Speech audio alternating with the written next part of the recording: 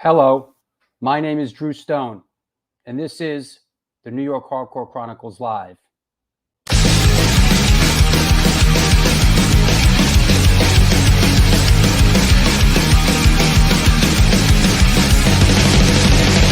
have we become? United in hate. When did we become a divided state? Don't hate me because I'm not like you. Don't hate me, it's just a point of view. When did we become divided by hate? What have we done? Divided state. Don't hate me because I'm not like you. Bim! What's happening? Yes. Didn't we just do this? Didn't we just do this like 5 minutes ago? What is going on? Sup from the closet, Drew? You in the closet, Dom? You could come out of the closet, brother. You've been in the closet long enough. What's happening in Scotland? All right. What's up, Robert Hogg? Yo, Robert Hogg, I sent you one of these today, bro. An Antidote NYHC extended test pressing is on its way to the UK. A hot item. All right. Here you go. What's up in London? London. This is London calling. All right, all right. Yo, Heggs, what's up?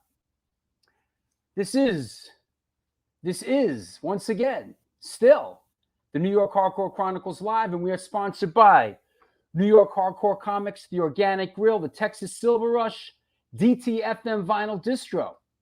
Who's going to be on with us today? Devin's going to be stopping by. Chacho's Tacos, Generation Records, and Chain Reaction Records and Skateboards, located in Lakewood, Colorado, is the Rocky Mountain headquarters for all things punk, hardcore, and metal. Established in 2014, they have the largest selection of records, CDs, shirts, stickers, patches, and accessories between Chicago and Los Angeles. From the pit to the ditch, they got your back. Get in touch with them at www.chainreactionrecords.com. New York Hardcore Comics opened in 2013, selling comic books, punk rock, and hardcore memorabilia, toys, statues, skateboard decks, tapes, vinyl, and all things horror. We love helping bands push their demos and new tracks, so please stop by and drop off your music. We have in-store events like Magic the Gathering and Warhammer tournaments, plus meet and greets with bands and some live performances. Open 7 days a week and shipping worldwide. Find us online through Instagram, Facebook, Twitter, and eBay. Located at 117 Main Street in Dobbs Ferry, New York. NewYorkHardcoreComics.com. What else is going on? Jerry X, what's up? What is happening? How you feeling, Jerry? What's going on? Yeah, New York Hardcore Comics, absolutely. What else? Cheers in Sweden. What's going on in Sweden? Where in Sweden are you, bro? Yo, Joe Ramini, there he is. The Texas Silver Rush. Whoa, whoa, whoa, whoa. Hold your horses. I know what you're wondering. I'm wondering it also. The Texas Silver Rush. Vinny Stigma's cousin, Joe Ramini. Hey, Joe, we got to get you on the show, man. Let's talk. And also, I got to talk to you. We want to get your man from Journey on the show. I want to start doing some different things. So, the Texas Silver Rush is a jewelry design firm and boutique store located in the birthplace of the Texas country music scene in Fredericksburg, Texas. They specialize in working with musicians in all music genres to design and create unique one-off pieces, as well as to style them for stage, album covers, promo photos, and social media exposure. The client list includes Rock Roll Hall of Famers Greg Rollet. Yo, Joe, we got to get Greg Rollet on the show. I want to talk to him about Santana and Woodstock and Journey and all that. Ringo Starr and, of course, Agnostic Front. During this current pandemic, all information and online sales are being taken at their Facebook and Instagram page, and, of course, www.thetexassilverrush.com. Yeah. Oh, Three Doors Down. You're out with them? What are you doing on the road with them? Merch? What are you doing with Three Doors Down? What's up? Hey, Tony Ann. Wow. Tony Ann, you're coming around. You're coming around these days. What's going on? I like when old friends come around. Get some Zappa alumni. You think? Shit. You know what? I'd love to get some Zappa alumni. Hey, let's talk about a couple of shows coming up. Where did I see that? Next 4 shows coming up. Coming up, so you better get this party started. Coming up, so you better get this party started. All right. Coming up on the New York Hardcore Chronicles Live. Let's talk about a little bit of this and that. This Sunday, New York guitar legend Vic Venom coming on the show. Nausea, Sacrilege, Chaos UK, Reagan Youth, Hellbent, Coffin Daggers, and DIYing Breed. A week after that, the infamous, notorious Stickman from Fury of 5 will be on the show. A couple days after that, Walter Monster Ryan from DRI, Marauder, Sub-Zero, Madball, etc. And then fellow filmmaker and music archaeologist Sonny Singh. Excited to have him on the show. So lots coming on. I'm going to announce a couple of big bangers later on in the show, including if you're a patron, you would know this already. You would know the 150th show is coming up and who is going to be on it. We'll talk about it later.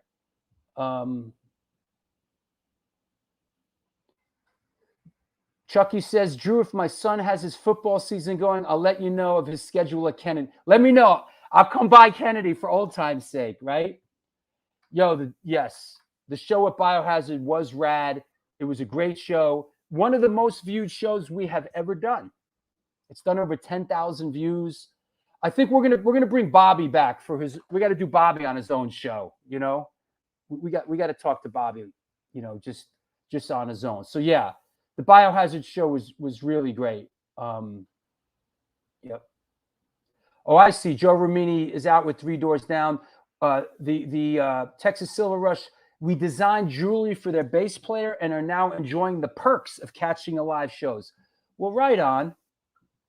Absolutely. Was show 150? Oh, did I put? I did. You're right. I announced 150 on Facebook. It's the other show I'm going to announce today. In the meantime, I know what you're wondering. I am wondering too. What's up with this guy? Hey. How you doing? Where are you, bro? I found a shady spot here. I'm trying to get out of the sun right now. It's just brutal over here today. Right. Yeah, no, it's a miserable hot day in Queens, but I'm pretty psyched. I'm heading over to Irving Plaza after this to go see Turnstile and Rule Them All. Is that right? Yeah, it was supposed to be Sunday, the show originally, but because they thought the hurricane was going to hit, they moved it to today. So I was pretty happy with that. Wow. So it should be pretty cool. I have them all too, so this is going to be a lot of fun. I'd like to see Turnstile. Yeah, I saw them a while back, and their new stuff. They have a new record where they've leaked out like about half the record already, and it's all really good, really interesting stuff. So, but yeah, so here I am, you know.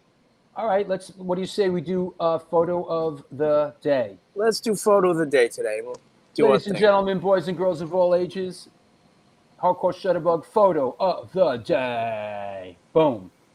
All right. And let's see. You know what? Yeah, I think we should just let's just jump talk into it. about Let's not it, insult. Let's not insult these guys. Go ahead. What do we got here? Well, we lost a legend yesterday, and Charlie Watts, the legendary drummer of the Rolling Stones, died 80 years old. I'm not really sure if he was. I mean, obviously he was ill, but I don't really know the extent of it. But they had just recently announced that he wasn't doing the tour, and within a week or two he was gone, which is really, really tragic. But he lived an amazing life and absolute rock legend. Just you never read a bad thing about the guy. Wait, hold on. Is it the Golden Girls? Is it the Beatles? You know, I mean, is it the Journey reunion 30 years later? Wow. All right. Joe Stoker, drummer for the Undead, says Charlie was the glue. Yeah.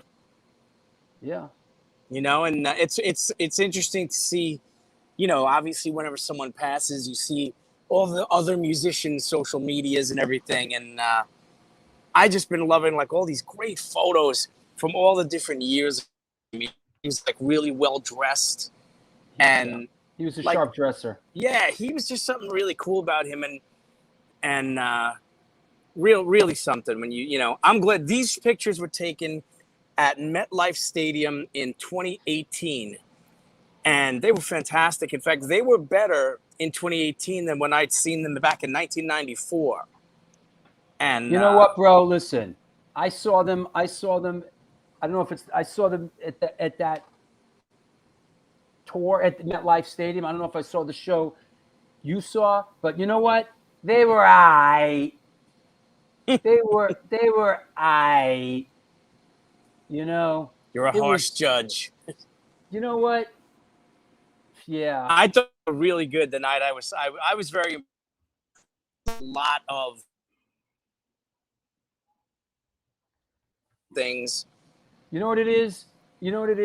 I am so conditioned now after like all the A7 shows and everything. Yep. That I'm like so conditioned to being in a room with music blasting in my face and people beating the shit out of each other and like incredible energy. It doesn't get any better like than that. Standing in a stadium watching a bunch of 80-year-old guys like go like choreographed and going through sort of like I remember that night I was like, yeah.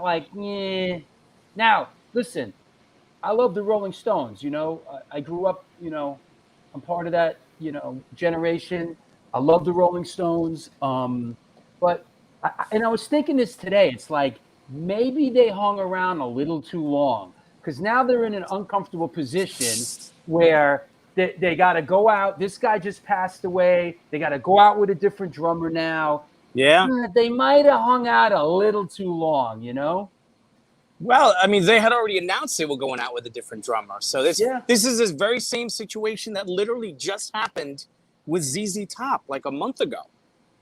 They had, you know, it's kind of crazy. I mean, these bands they're not immortal. I mean, the Stones are probably the closest thing to it, but every band, you know, Bill Wyman is 84 years old. He's not in the band anymore, but he's still kicking, you know? Yeah, they cut that dude loose a long time ago, bro. Yeah, I think he retired. God, he probably retired around Voodoo Lounge, I think. Yo, RS70 says, heard some dude died balcony diving at a Dead show at the new Mets joint. As a matter you were of there, fact, right? I was there. I was at the show. Drew pushed him. Yo, the dude apparently was super zooted on acid, and like I think he like dove, like did a somersault like off the balcony. You know, like yeah, Citi Field is not the place to stage dive. Yeah, man. Listen, you know, I went. Someone gave me a free ticket. You know, to go see the Dead and Company. You know, I saw the Grateful Dead many times back in the day. Hey, if it's free, it's for me. I thought I'd go. Yeah, see, you know, I went to the stadium and it was friggin' $50 to park the car at the stadium. $50. Wow. The ticket was free. The parking was $50. And I'm sorry that I drove the car. I should have taken the number 7 train. And you know what? The show wasn't very good. Wow. All right. Are you happy now? You know what? It was you know, I like John Mayer, but like, you know, it was Does he actually play Jerry's guitars? No, he doesn't play Jerry's guitars. No. Because I had heard that he had for a couple of them. Yep. I didn't. He doesn't. He might have once. I've never got to see the Dead. Yep. All right. I'll talk to you in a bit. All right. Well, I'll see everybody later. Peace in the Middle East. There you go. It's the Hardcore Shutterbug. In the meantime, wonder what's going on with this dude right here. Ragbone! Ragbone! Ragbone! Ragbone! Ragbone! Ragbone! Was that you at the Grateful Dead concert What's the up? other day? Was that you No, at the Grateful Dead concert? I yet live, so no, it wasn't. So, you know, these amateurs can't do what we do, you know? It's fucked up. What are you This gonna do? this poor bastard got super zonked on LSD. And he was somebody. And it was in the paper. And yo, it all happened in front of his brother. Horrible. Horrible. Yeah. Horrible. Pretty horrible stuff. You Yeah. know, I'm running out of stuff. So we're going to do a little bit of a retread, but because we did talk to our guest a little bit earlier, Okay. I'm going for it. I'm going to bring in the big guns. And if you've seen this one already, who cares? I got this nice minty case of all 1977, 1980 Star Wars figures. And I just case them up so you can kind of get a peek of them. Let's not dump them out. There's 2 Vaders in there. You see that? Ooh. 2 Vaders. And then you know, when you're collecting and you see something like this, like you never see this. So when I looked at that top shelf, I'm going to remove this one because it's not vintage. And I'm going to remove this one because it's the key to the... But yeah, when you get a case like this and you go to the second bin and you see that it's like jacked full of stormtroopers and they're all minty and clean. They got the little vinyl. I mean, to find this, you might find one of these once in a while. You know, What's that dude on the bottom right? Who's this that dude one? on the? Yeah, who is that? IG-88. It's a bounty hunter droid, and that's the medical droid from Empire Strikes Back. Right. Yeah, these are the 1980s. You know, the snow troopers here. These go for like $25, mint, like with that vinyl cape. See, he's got the vinyl cape, the one dude. Those are always missing and all tore up. Right, but yeah, right. super clean score. And then this was in that batch too. And since our guy said he's into Boba Fett, got the original Boba Fett. And he's pretty slick. And I got the Slave One. It's missing the Carbonite Han Solo. But yeah, he said he was into Boba Fett collecting, and I'm into that. Hey, are you going to the HR show on Saturday? Oh, yeah, yes. That looks like I will definitely be there. I mean, big HR fan. You know, I always was a fan of his solo stuff. I think his reggae career got slept on by most, you know. And in the beginning it was, but then as the scene changes hands, you know, it's kind of like a... So I say go support the godfather of hardcore, man. I mean, he's it, man. He was a pinnacle once. Doesn't matter what state he is. Big deal. He's older. His voice is phenomenal still. I always catch him. And it's new music. He just put out another record. What could go wrong? I mean, HR. I tried to get him on for the 150th show, but they politely passed. So maybe if you see him, you know, maybe I'll bet him if I do a backflip, he'll do it. If I can pull the backflip. Sid, are you going to HR on Saturday? Unfortunately, no. I've even got offered Rancid and Dropkick are playing at Forest Hills Stadium the same night as well. I mean, Saturday's a big night. There's like shows happening left and right, actually. But reason why I know you brought me on, Drew, because there's this show coming up. If you could find it over there. Yeah, this is one of the first shows that a lot of these bands have played. Violent Way from Buffalo. This is like their first New York show. Murderers Row with Bob Riley. It's their first time in God knows how long they played New York. The Take, it's been at least a couple of years since they played, and Hub City Stompers, it's been a good 2.5 years since they played New York. And I know Paul Bear booked this, and it's gonna be a good show. I mean, I'm working the show obviously for the Takes. I'm gonna be working stage and merch, so you know, I had the priority, you know, to have this first. I was asked months ago to do this show, and I said, you know, I'll do it. Hey, Larry, who's playing with Jesse Malin in October? HR is playing with Jesse Malin? Where? In Boston? Is that right?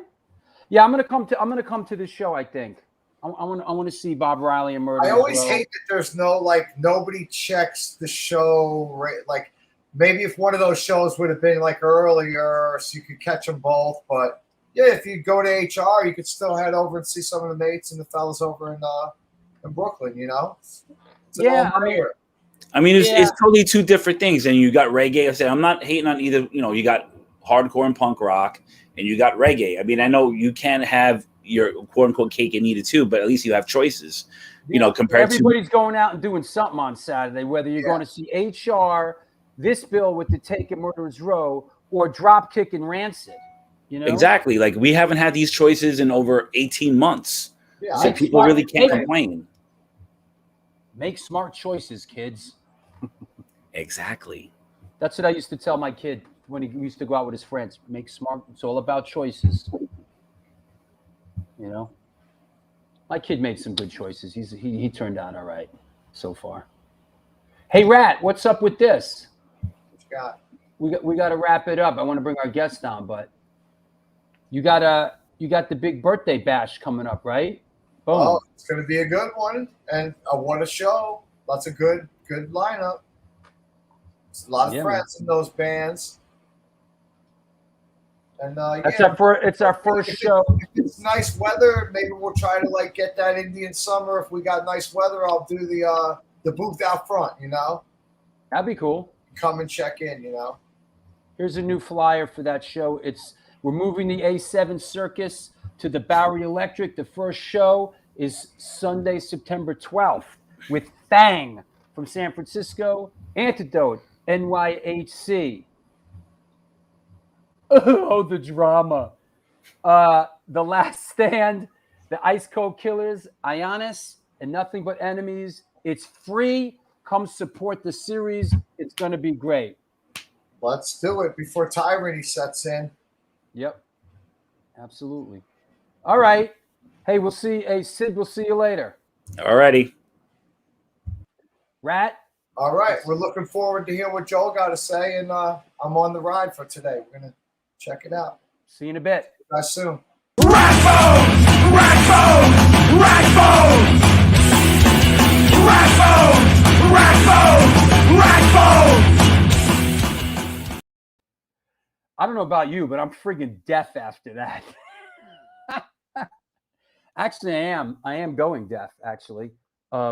These are my hearing aids that I've been fitted for. I am actually losing my hearing. Yep. I got to wear hearing aids now.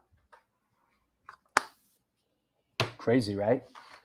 I'm a rock and roll casualty. Yep.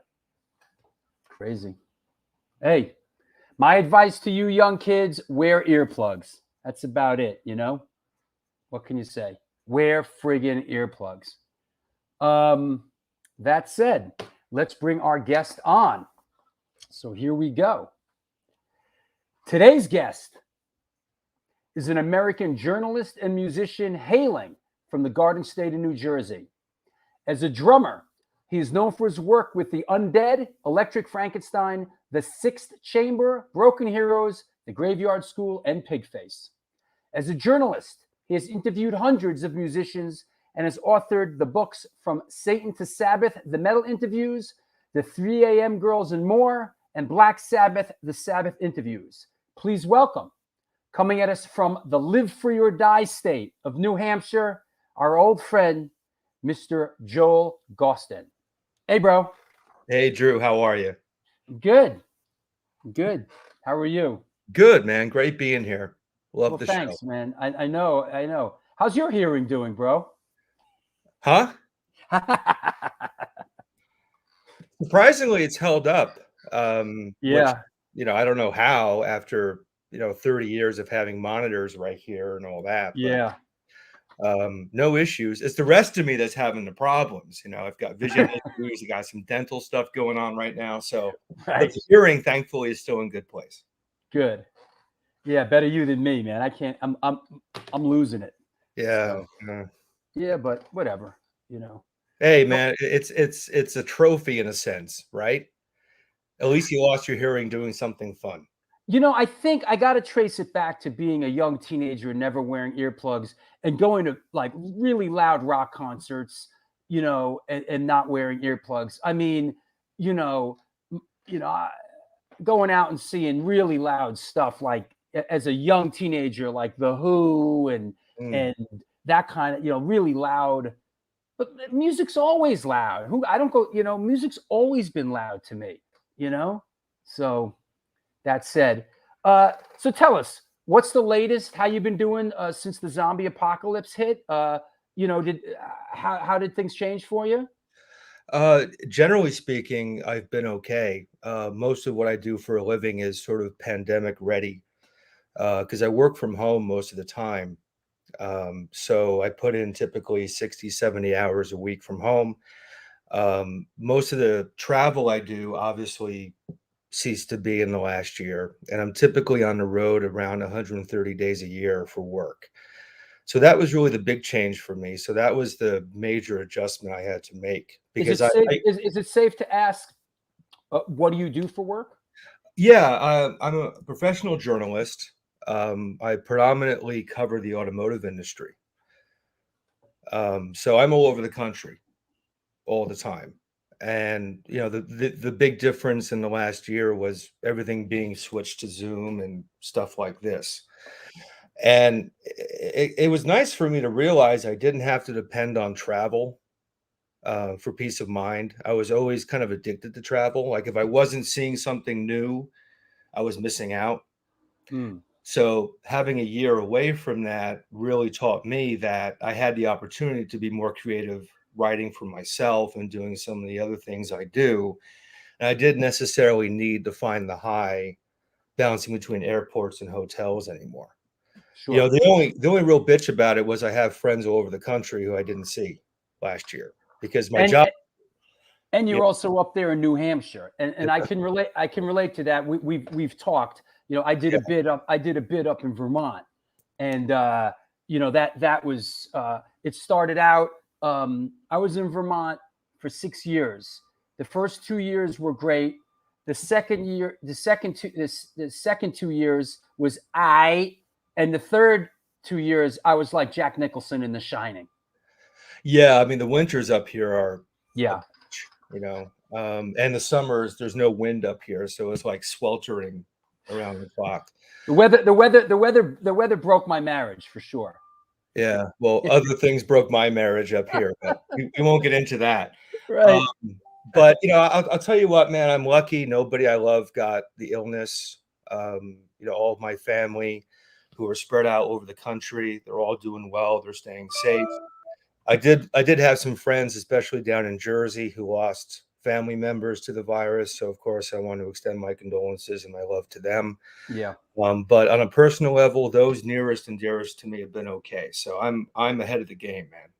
Good. Every day above ground is a good day, as they say. Good. Tell us, did you come up in a musical household? Was there music in your? How did you come up? Did you grow up in a musical household? Tell us about it. Yeah, very much a musical household, but not so much in terms of my family members being musicians. Okay. My mother and my brother each played trumpet in a high school band. Nice. But they didn't go past that after school, But what my family really was, they were just massive music fans. So there was always music being played in the house. My first memory of being alive was listening to the Stones' Satisfaction in the kitchen. I must have been 2-3 years old. And my father's from England. So there was always a lot of British invasion stuff going on in the house. So, yesterday's news hit us both hard, obviously. Yeah. My mother is a big adult contemporary fan. So she was playing a lot of Barry Manilow, who I still love to this day because he's so ingrained in my DNA. Sure. So a lot of Barry Manilow, Neil Diamond, Carly Simon, Kenny Rogers. And I love that stuff as much as I love the Ramones. That's how important that music is to me. Sure. And my brother was the hard rock guy. He turned me on to the classics, Sabbath, AC/DC, Van Halen. So all of this shit. And this is your older brother? Yeah, he's 6 years older than I am. Oh wow, that's substantial. Yeah, he's a firefighter out in Indiana. Oh wow. Yeah, and Sure, he's busy these days, right? yeah.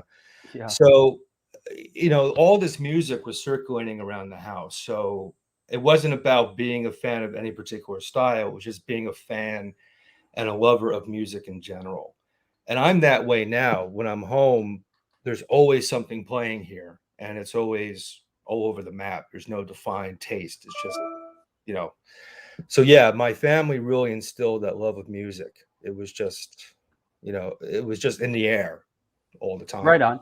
And why drums initially? I mean, let's go after the music stuff first, and then let's circle back and we'll do the journalism stuff. But why drums? I mean, you started drumming at a young age, correct? Yeah, I started when I was 9 years old. Wow. And at that time, I had aspirations to actually be an actor, a film actor. You too, huh?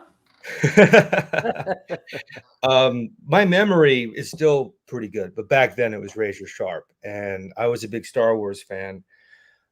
And I memorized every word of dialogue from the original trilogy and could recite it off the top of my head. So I figured I would be a stage actor or a film actor. So my father said, as a suggestion, that a real cheap and easy way for me to get experience performing in front of people would be to join the school band. So I thought that was a great idea. And I began to think, what instrument should I play? And you have to remember, this is 86, 87. So this is the golden age of Bon Jovi in New Jersey. So I was watching MTV. Oh, yeah. And you were of course, you were growing up in Western Jersey? Northern. Yeah. Kinnelon, right? Yeah, I grew up in Kinnelon, then I moved up to Sussex County next to Sparta. What was this place? Smoky, the Smoky Ridge? What was that called? You know that? Smoke Rise? Smoke Rise. Yeah. I dated a gal that lived in Smoke Rise. Yeah, my mother had friends at Smoke Rise, so I'd go there as a kid. So I it was a cool spot. Yeah, definitely. So but yeah, go ahead. I'm sorry. So I was watching MTV and they were showing the "You Give Love a Bad Name" video by Bon Jovi. You give love a bad name, name. That was the first show I ever saw was Bon Jovi on that tour. But so I'm watching. Was that the slippery? Was that the Slippery When Wet tour? Yeah. Right. The Meadowlands. That was the first show I ever saw. I was 10 years old. Wow. Yeah. So I'm watching the video and I'm thinking at the same time about playing in the school band. And I just realized that in my mind, Tico Torres, the drummer from Bon Jovi, was the coolest looking guy in the band. Mm-hmm. So I figured I would be a drummer. So I made a major life decision off of a Bon Jovi video. Woo. Yeah. So I joined the school band. I was in the school band for just a few months because the music teacher was a dick. So I quit the band, started taking drum lessons from an older kid in the neighborhood who was in high school. And he was like me. He was already like way into a lot of different styles of music. And this was 87. And one day he handed me a mixtape and it just had the word punk written on it in black magic marker. I had never seen the word. Wait, yo, we got to stop and shout out Corey Danziger. Hey! All right?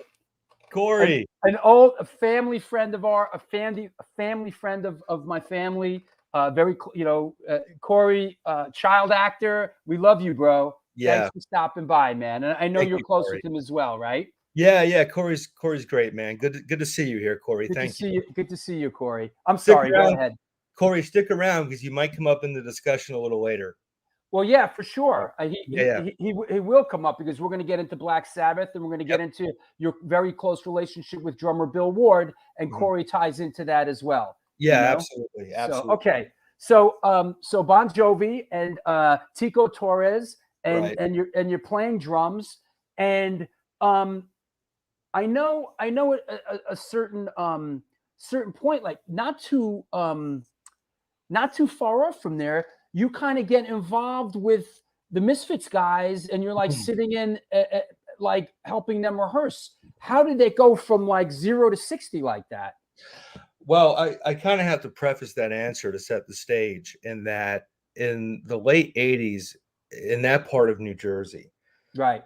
you couldn't be into underground music and not be completely obsessed with the Misfits. Of course. And, there was this tremendous mystique about them because they had been gone for years at that point. Yeah.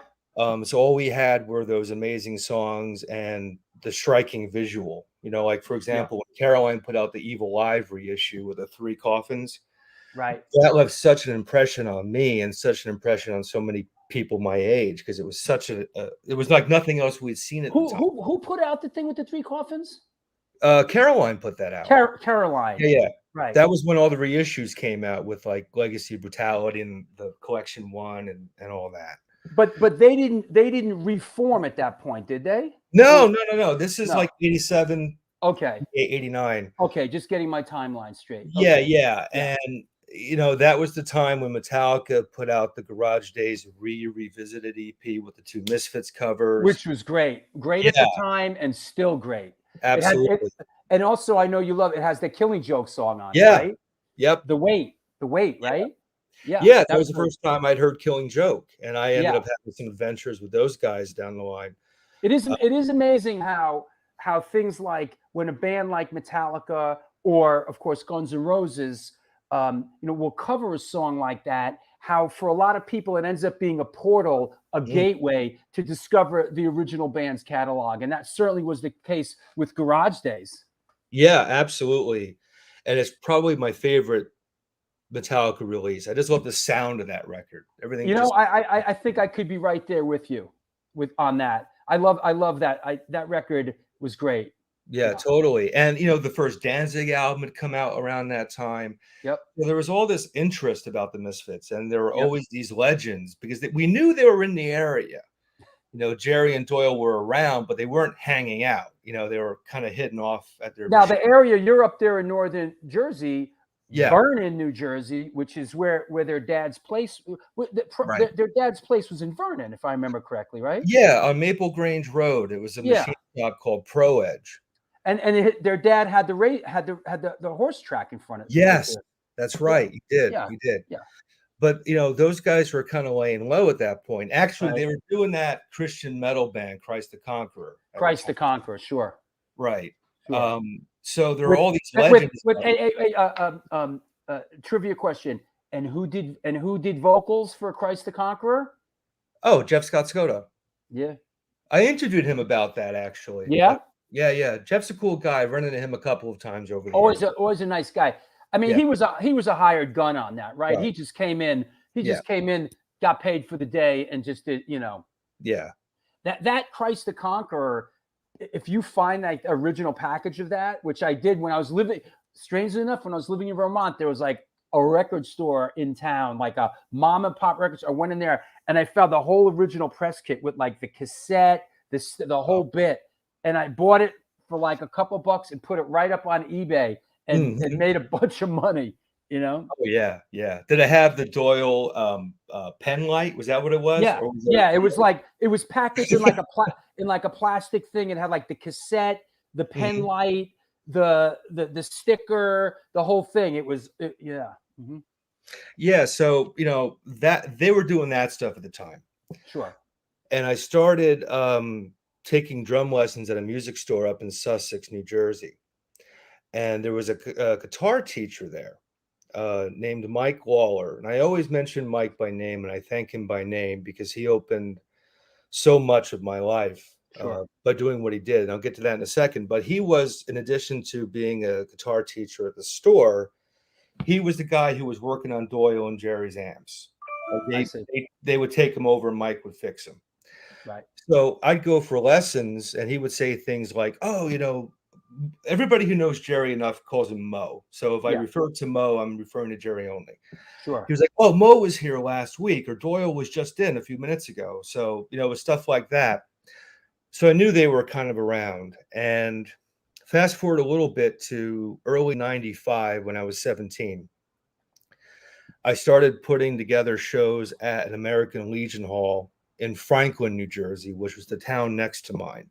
Sure. And I did that because there was nothing going on in that part of New Jersey. I was already in bands and we would play, but we'd have to drive an hour plus to play anywhere.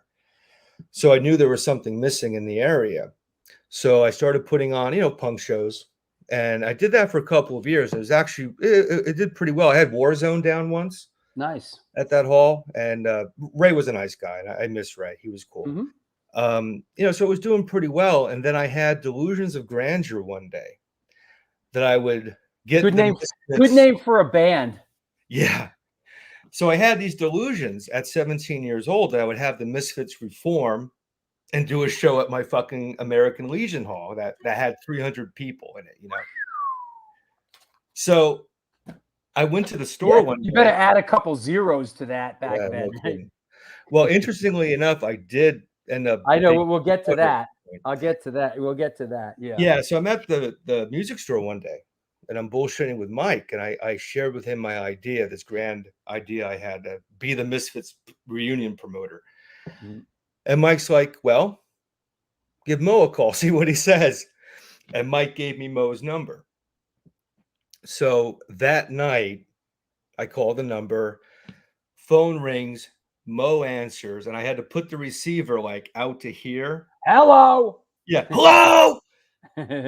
Hi, is this Jerry? Yeah, that's me. So I explained who I was, who gave me the number, why I was calling. And I'm sure Mike tipped him off. I'd be calling him anyway. Right. So I said, blah, blah, blah, I want to do this show. And he's like, well, the thing is, the classic Jerry only preamble. Well, The thing is, we're getting the band back together, but we're not going to be playing any Legion halls, if you know what I'm saying. And he's like, we need a singer and a drummer. I said, well, I'm a drummer. Yeah, what do you know? I know everything. What am I going to say to him? So he's like, come over Thursday. I'm like, what? So this was like a Tuesday. So just to Todd Hamilton from Warzone says, was that the Warzone show with Flatus, Franklin Lakes VFW Hall? Yeah, it was, Todd. How are you? Nice. That's awesome. That's great. Yeah. Todd's got a good memory, man. He remembers this shit.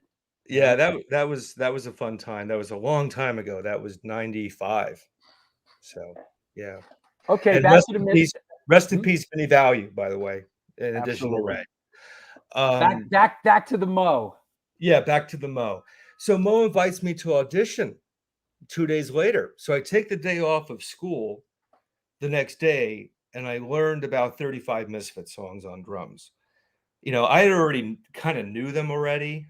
Yeah, that's Jerry and me.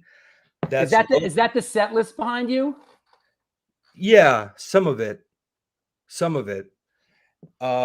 to explain what this is, that's Jerry in his non-stage uniform, which is, of course, always the blue sweatpants and the white Giants sweatshirt. And some sort of New York Giants some sport gear, right? Yeah, exactly. That's Robo's drum set in that picture.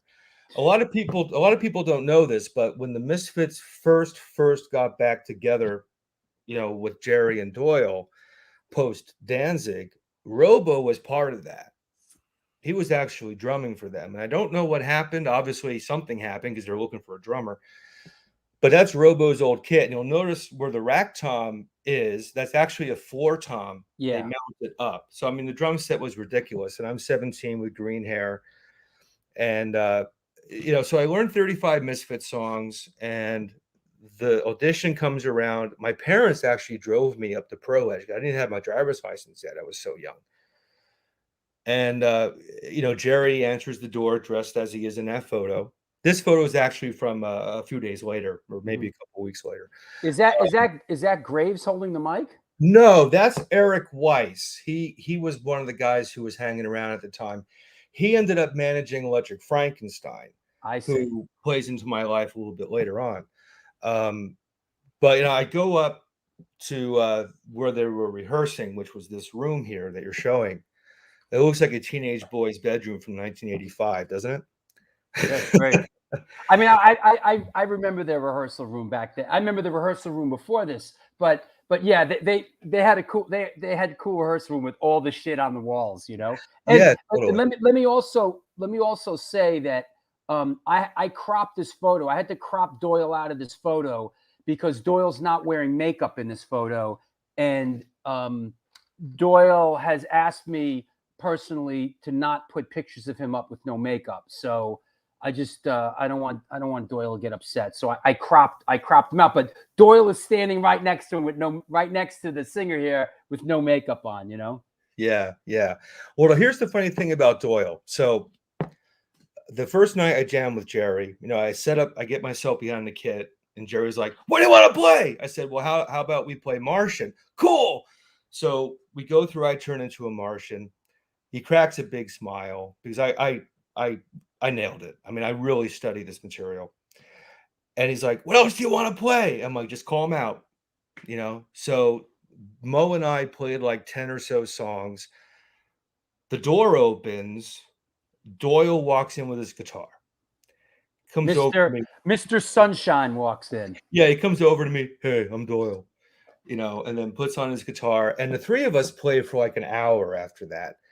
What I didn't know at the time that I found out later, because you remember at the Pro Edge, they had that room that you're showing.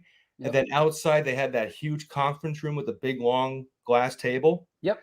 My mom and dad were sitting at that table while I was jamming, because they drove me up there. And my father tells me that while Mo and I were playing in there, Doyle's kind of moseying around, and he's talking to someone from the shop. He's like, "Yeah, Mo's got some kid in there." And then a few songs into it, Doyle grabs his guitar and comes in. And then he jams with us for an hour, which I thought was really cool. So I met those guys that night, and then Mo's like, "Come back Saturday." So I kept going up there, and actually, this photo was taken at one of those tames. That's the day I met a lot of people. Sal B from Sardonica was there, who's still a friend. Danny from Electric Frankenstein, who I ended up playing with. Bunch of different people. So to kind of explain where I entered the picture, at that time, obviously the goal was to get a new singer. The singer was more important than the drummer in the Misfits. Yeah. Let's be honest. Well, no disrespect, but yeah. Yeah, exactly. So they were auditioning singers, and the way it worked was they had Dr. Chud, who became their drummer for the Graves era version of the band. Sure. Chud was already in the picture. He wasn't officially in the band yet. They were still kind of feeling him out, but he was there helping him because he's also a sound engineer, recording engineer, Chud. So they were auditioning vocal spots. People wanted to replace Danzig. And they had it set up where anybody who auditioned, even if they were shit terrible, which most of them were, they got a cassette copy of their audition. That's right. Thank you. And also they recorded it so they could all listen back and really think about the person's audition. So Chud was recording 8-track while the auditions were going on. Wow. So because Chud was back at the board doing his thing, they needed somebody who knew the material to help them with the vocal auditions. So Jerry invited me to do that for a few months. So I was still in high school. Shortly thereafter, I got my license. So I finished school for the day, then drive up to Vernon and jam with those guys, mostly with Jerry, So you were sort of like the meat and you were like Rocky. You were like the meat and potatoes kind of guy that they could audition people with. Yeah, so that way Chud can work, Chud can record the vocal auditions, and I knew the material enough to make it sound like a song, Got it.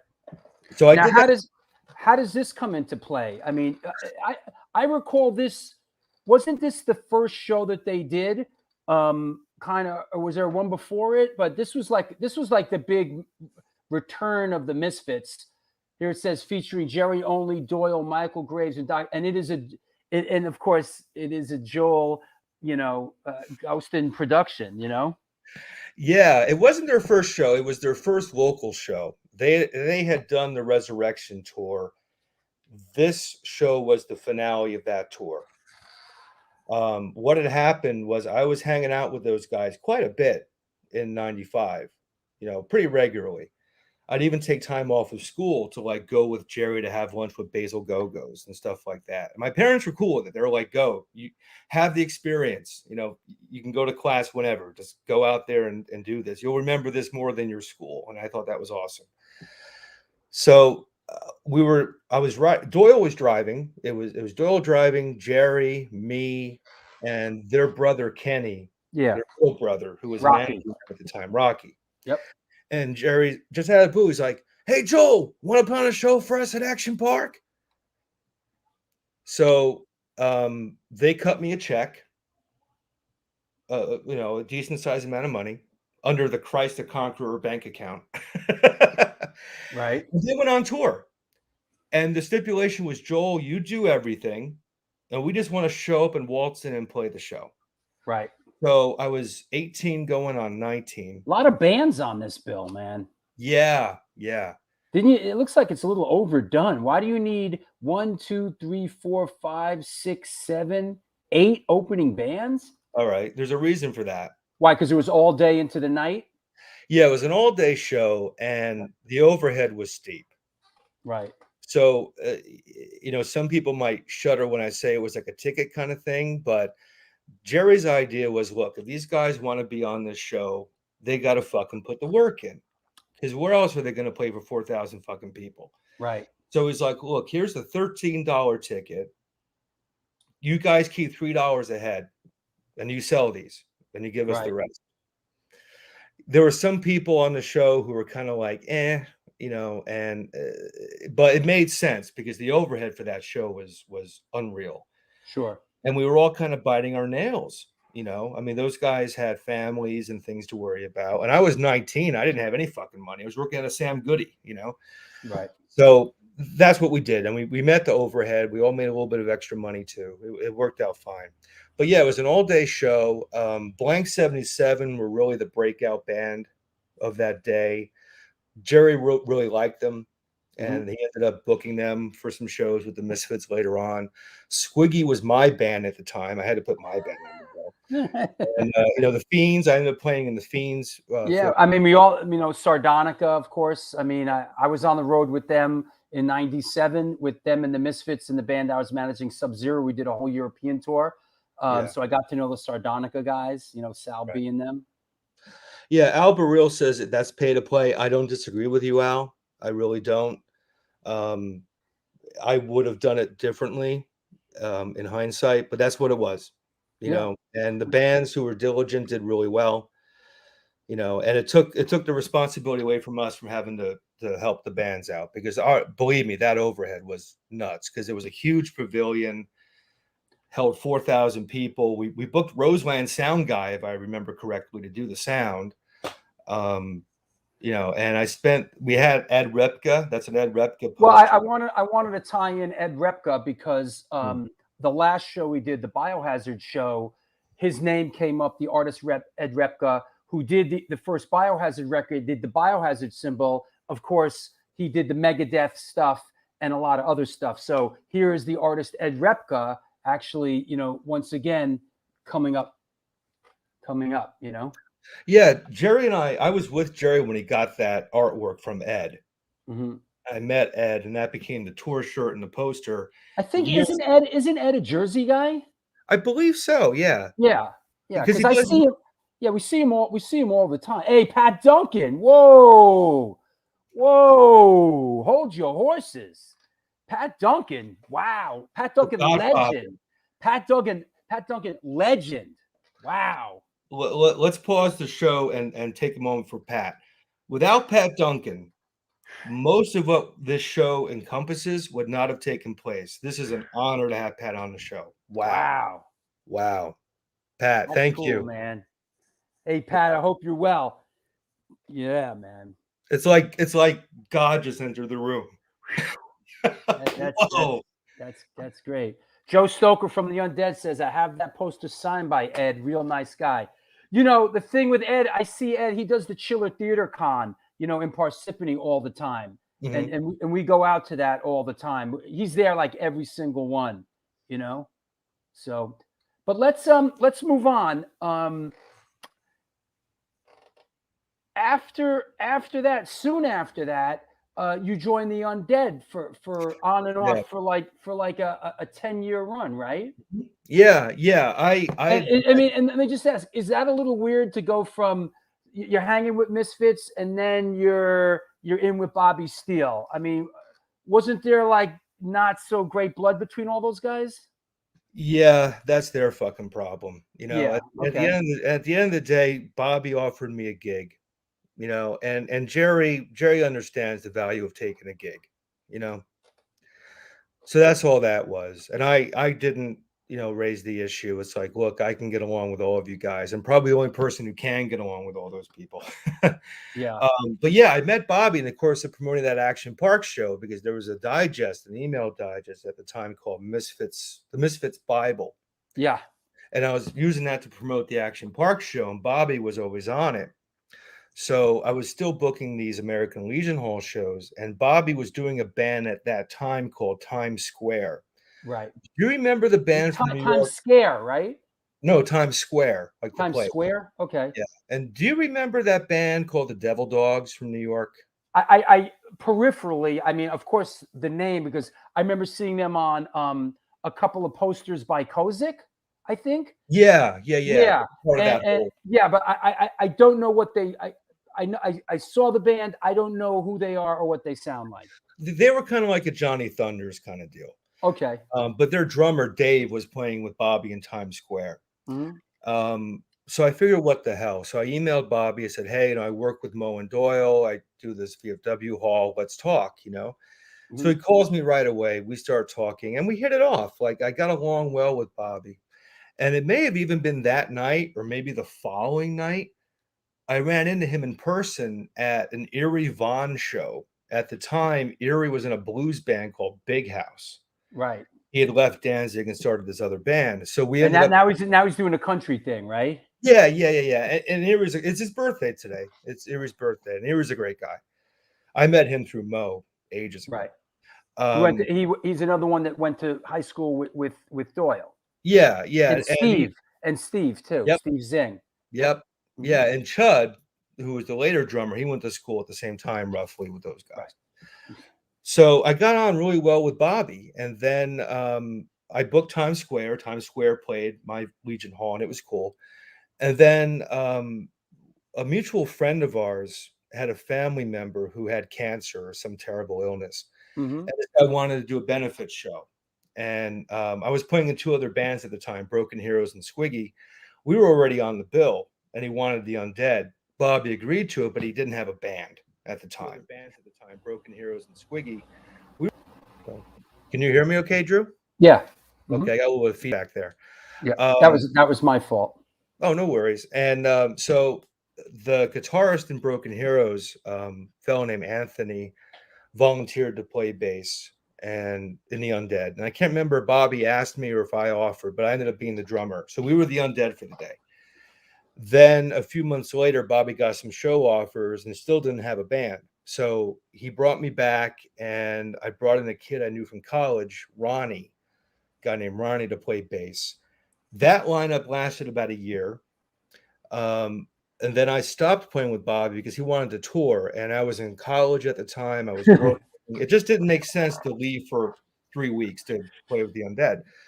So he brought in the rhythm section from a band called the Independents, who I believe Joey Ramone was managing at the time. That became the Undead. Then this picture you're showing, that's from 2002, because I came back because at the time he had Joey Image playing drums from the Horror Business era Misfits.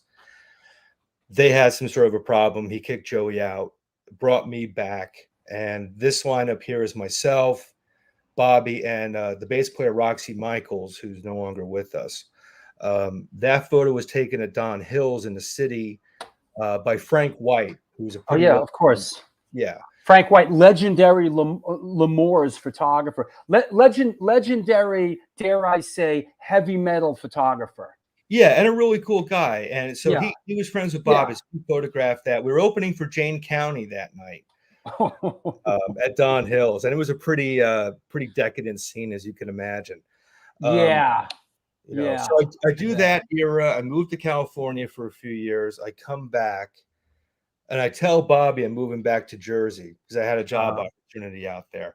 And the next day he posts on his website, Joel's coming back and he's going to rejoin the band, which was news to me, but I ended up rejoining the Undead for 2 more years. So it was 4 stints over 2 years with Bobby. Now I know we're skipping around here, but this was just released very recently. A little controversial. But I'm assuming this was recorded in that initial run, correct? This was originally recorded in 2007. 2007. Okay, so this was later. Yeah, but it just came out on vinyl. Let me back up because it's a little bit of a tale here. Do you need to take a break, or are we good for a couple minutes? No, we're good. Let's do this, and then let's do this for like 5 minutes, 10 minutes, and then we'll take a break. Awesome. Okay. So this whole thing dates back to 2001. At that time, Caroline Records was going to release a CD called 12 Hits from Hell. Right. It was a bunch of recordings from 1980 that the Misfits did during this transition period where they had Bobby on guitar and they were kind of sneaking Doyle in, you know, when Bobby wasn't around. Let me just interject. 12 Hits from Hell, AKA the Holy Grail. Mm-hmm. Yeah, exactly. Because what happened with that was I had actually found out about that through Alternative Press Magazine. Ran a little snippet about that coming out. I'm like, what the hell is this?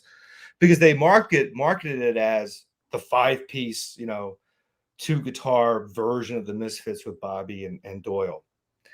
So I emailed Bobby, I forwarded it to him. I said, what is this? He goes, I don't fucking know, you know. So to make a long story short, there's all kinds of bullshit with these guys. And the record was pulled. There were promo copies sent to record stores of this because it was done and dusted. It was going to come out. So when you see a lot of the bootlegs online, they were generated from these initial promo copies, one of which I have somewhere here.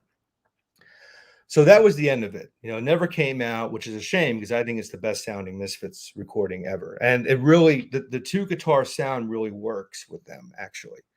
Yeah, people, I'm trying to find a copy of it, but you know, some people feel it's superior to Walk Among Us. I agree. And a lot of the songs that were done in 1980 were meant to be Walk Among Us songs. Yeah. But that was all re-recorded. Yeah, and I'm just trying to hold on, I'm trying to get a copy of this onto my desktop so we can put it up. Yeah. So that record didn't come out. And then a couple years later, Danzig gave an interview in, I think it was Circus Magazine, where they asked him, what about this 12 hits thing? And Glenn apparently said something like it was all Bobby Steele's doing. He was working behind everybody's back to put out this record, and we found out about it and put a stop to it. I would personally dispute that because I'm the one who told Bobby about it to begin with. So I don't know what the hell happened. But anyway. I know that some of these tracks, and like London Dungeon, and I think Horror Hotel, and Ghouls Night Out from this session ended up on the single, the 7-inch. Those 3 songs, but the other stuff was never to be heard from again. Well, it came out in different forms on like the box set and stuff, but the mix was, you know, your standard early Misfits, which is shit, you know. Yeah. This sounds amazing. But, you know, so Danzig was asked by Circus Magazine to say, you know, explain the 12 hits thing. And he's like, well, that was Bobby's doing. Bobby went behind our back and tried to release this record, which wasn't true.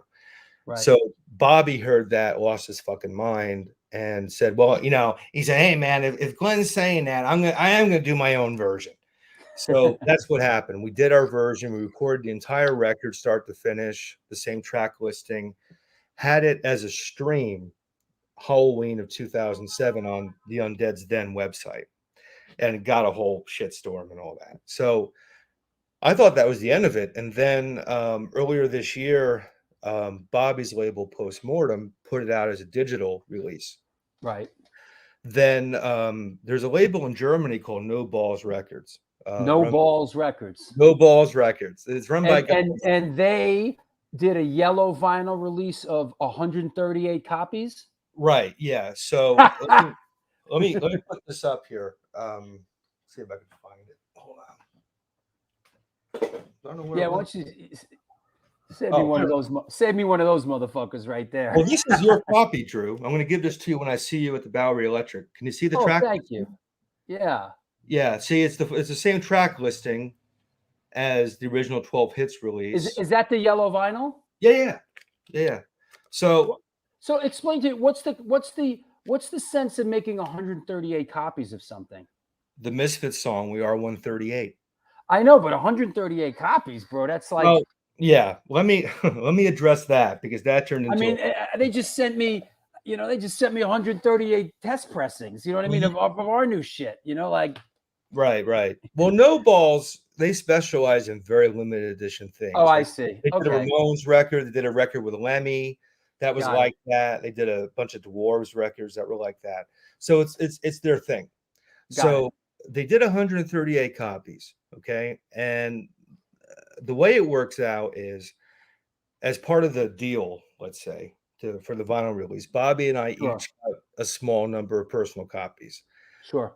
Personally, and let me just interject it. It's only you and Bobby that play on the thing. Yeah, Bobby does everything but drums. Oh, here's something else. Bobby used the original equipment from 1980. Wow, where was that stuff? He did the amps and I think one of the guitars and two of the amps were the original 1980 Misfits. Wow. Equipment. Yeah. Because he wanted to retain that sound and vibe. Hey, there are people out there that think that the Bobby Steele era was the great Misfits material was the Bobby Steele era. There are Misfits fans that feel that that was the great run of the Misfits was the Bobby stuff. Well, Bobby's the best musician they've had, and his musical vocabulary is outrageous. I mean, the stuff he's put out as the Undead doesn't touch what his abilities are. I mean, he's way off the map. But even Doyle will tell you, like, I suck compared to Bobby, But yeah, so the label did 138 copies, and Can I interject this real quick? Mm-hmm. Mia says, "What does it mean when they say we are 138? I'm kind of new to this music. Correct me if I'm wrong." But isn't it taken from a coven of witches in Salem that called themselves the 138? We are 138? The story I heard was it was inspired by the George Lucas movie THX 1138. Is that right? Yeah. That's cool. I'm a big fan of that film. Yeah. I don't know if that's the official version. I think Glenn has very instinctively tried to kind of keep.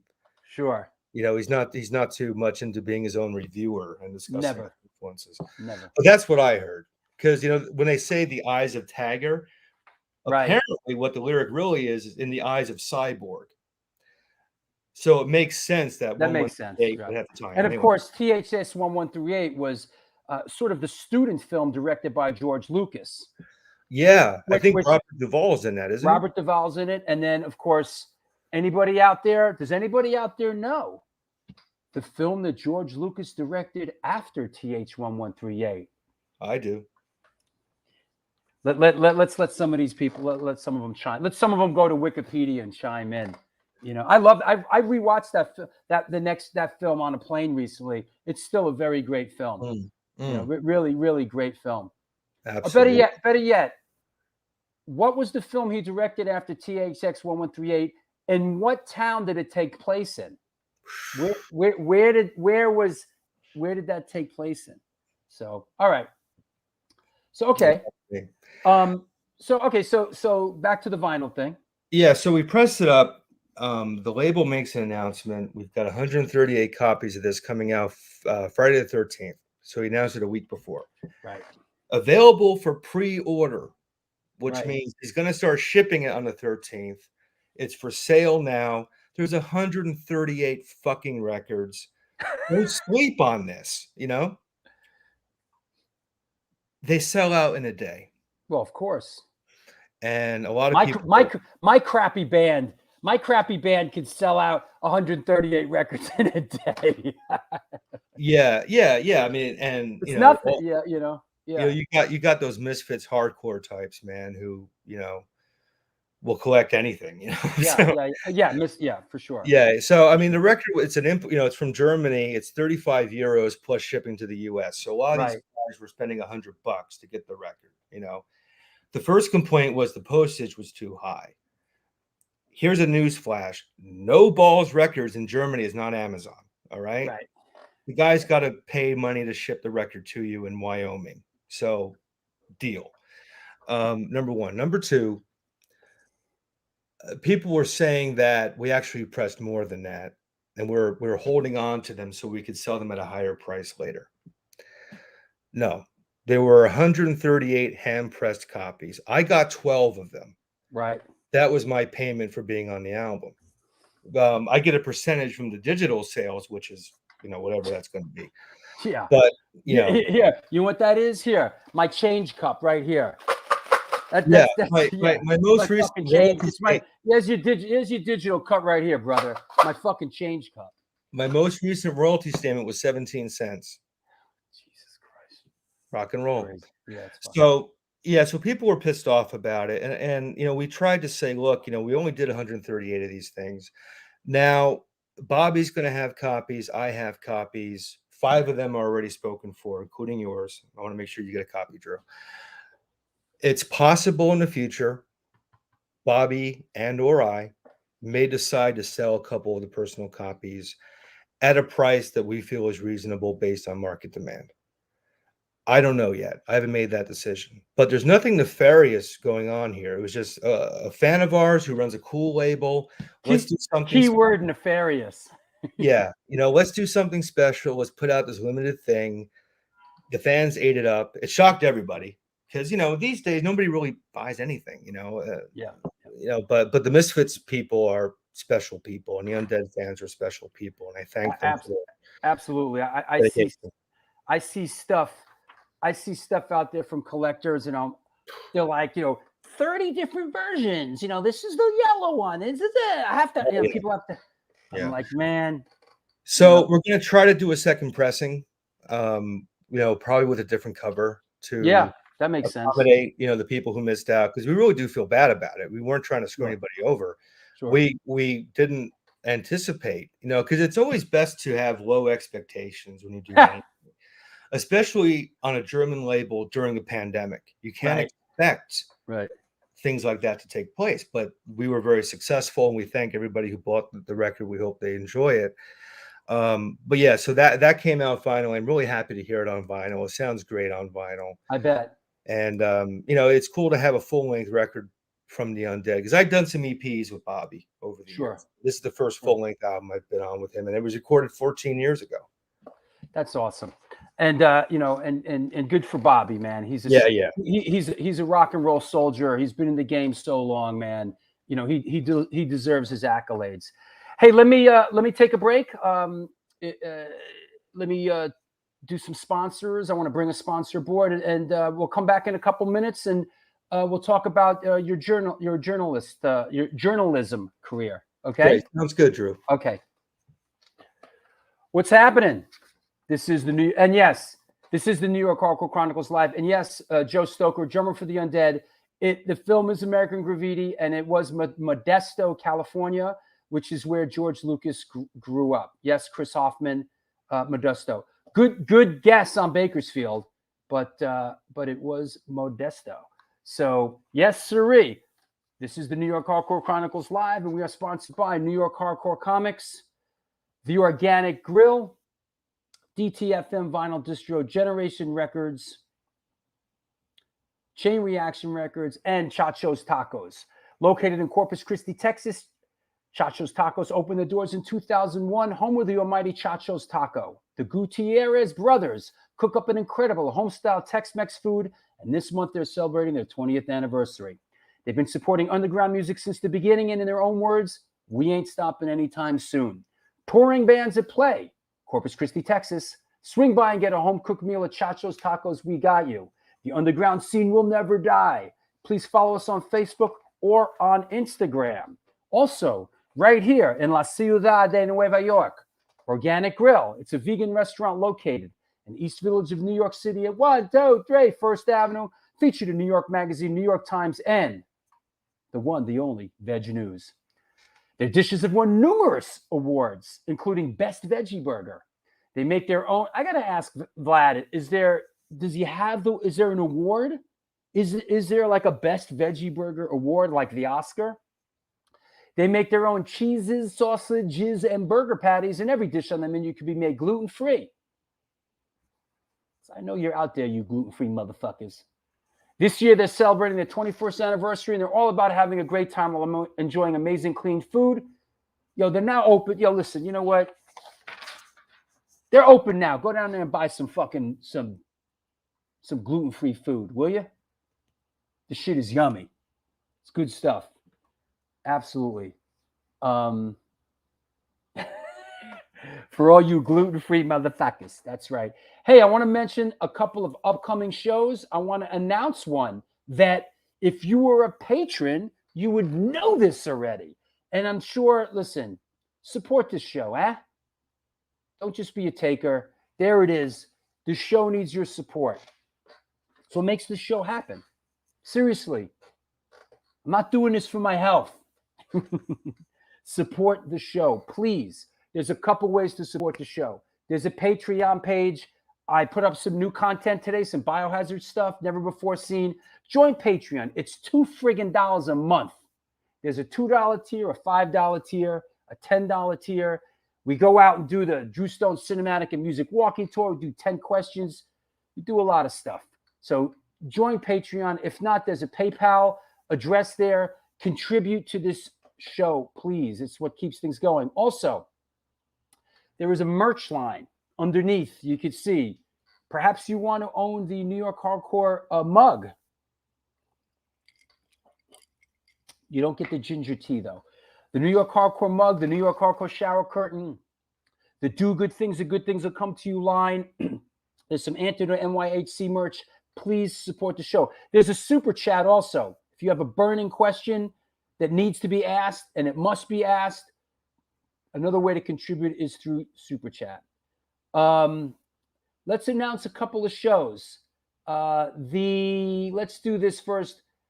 Nobody knows about this one unless you are a patron. Coming up, let me clear the deck. Coming up, September 19th, from Powerflow, formerly Fear Factory, Beowulf and Violence, Christian Old Wolbers is coming on the show. Our old friend, this is going to be cool. He plays with Billy Biohazard and Powerflow. He was in Fear Factory for many years. He's in Violence now. He was also in Beowulf, the California band. So this is a brand new show. Here we go. Put your shoes and socks on, kids. It is truly right around the corner. Also, never say never again, right? You never, as Arnie, wait, hold on. Words of wisdom by Arnie Stone. Here it comes. You never know, as my pop would say. You never know. All right? 150th show coming up on Sunday, October 3rd. Mr. Paris Mayhew, filmmaker, musician. As many people know, we worked together back in the day, did a lot of music videos together. He is a Steadicam operator now. He is a founding member of the Cro-Mags. And there you go. What was Kevin had the question, how did the Paris show come about? Well, we don't need to get into all that, but I reached out to him after the Biohazard show, and he agreed to do the show. We have not spoken much in the past 25 years. We have a lot to talk about. This is going to, yeah, right. You scolded me for asking for Paris like show 24. Hey, you never know. Yes, it's going to be a great one. We have a lot to talk about. Incredibly talented guy. So There's our 150th show, landmark 150th show coming up. So we're looking forward to that. That said, I want to bring a friend of ours on, a sponsor, Devin from DTFM Vinyl Distro. Let me clear the deck. Always cool when a sponsor comes on. DTFM Vinyl Distro is a record store that specializes in underground music, punk, ska, hardcore, metal, and more. Located in the heart of Fargo, North Dakota's industrial district. Shop in person or online at www.dtfmvinyldistro.com, where the motto is death to false metal. False metal. Ladies and gentlemen, Devin Casavant. What's up, bro? How you doing, Drew? Don't yell at me. Hey, is it snowing yet over there? It is not snowing yet, but it is raining like a motherfucker. Is it? It is. We are getting rain constantly, and I couldn't be happier about it because it was a dry summer. Like I was like an earthworm on the sidewalk, like. Cool. You know, I don't think I have ever been to Fargo, North Dakota. You're not missing much. Is that film Fargo like an embarrassment to you guys? You guys must hate that friggin' film, right? You know, every band that comes through mentions that they've seen the movie and like the whole town boos, and me, I just laugh because I'm originally from Winnipeg, Manitoba, and it's like, it's all true, except it's Minnesota stereotypes. What's happening with DTFM these days, brother? Well, first off, we got a new wall. Me and my dad built this thing ourselves. If you take a look around here, we even put up these little records and stuff like that. And I never want to see a piece of drywall ever again. Ever. Cool.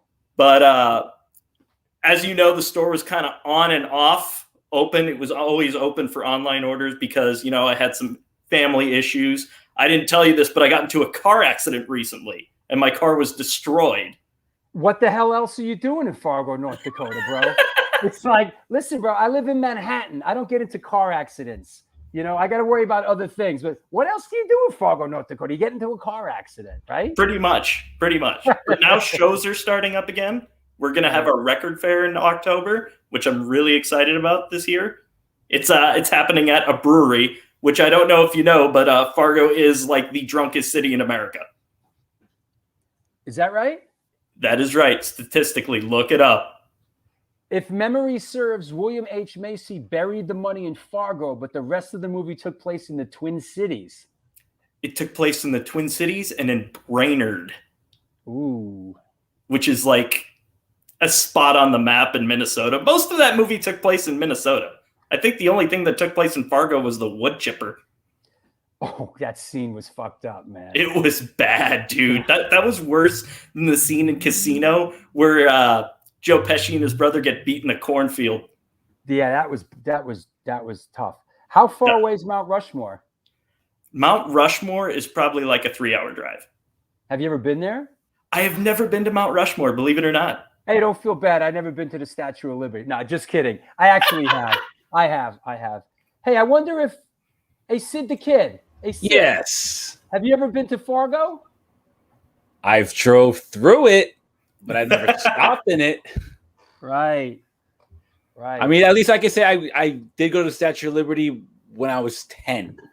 Right. That's the validity that I go with on that one. Hey, our resident graffiti historian and lover, any graffiti in Fargo? There is some graffiti in Fargo, not much. Right. But when some graffiti showed up, the whole town went nuts like there was a crime wave. And I'm like used to it. Coming from Winnipeg, which is Canada's Detroit, it's like, oh, graffiti. And they're Let like, me ask. the town is going to the dogs. It's like, come on. Hey, Joel. Any thoughts on Fargo? You know, I've never been to Fargo. It's one of the few places I haven't been to.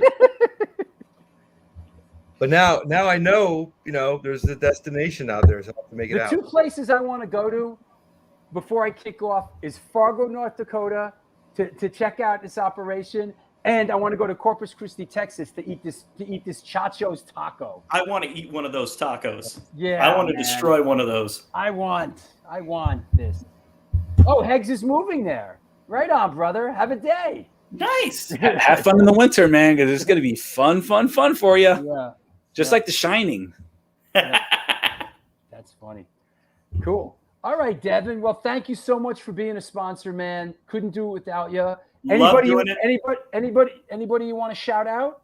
Yeah, a couple people. My buddy Jim, my friend Mark, my parents, my wife always. That's about all I can think of right now. So, and you guys for putting this together because this is a great show.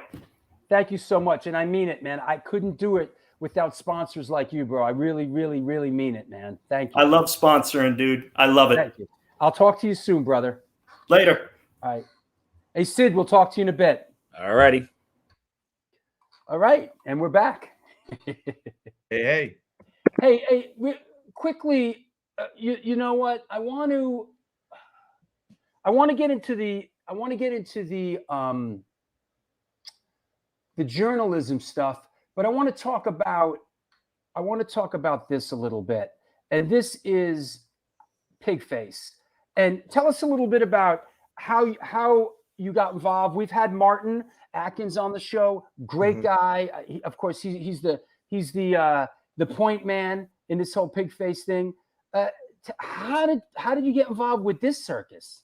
Well, I've known Martin since '93, and I met him totally by accident. I was on vacation with my family in New Orleans, and I was walking, somewhere in the French Quarter, and past a record store that had a big poster in the window for that evening's Pigface show.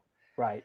And I was already a huge fan of Pigface and Killing Joke and Pill and a lot of the stuff that Martin was doing.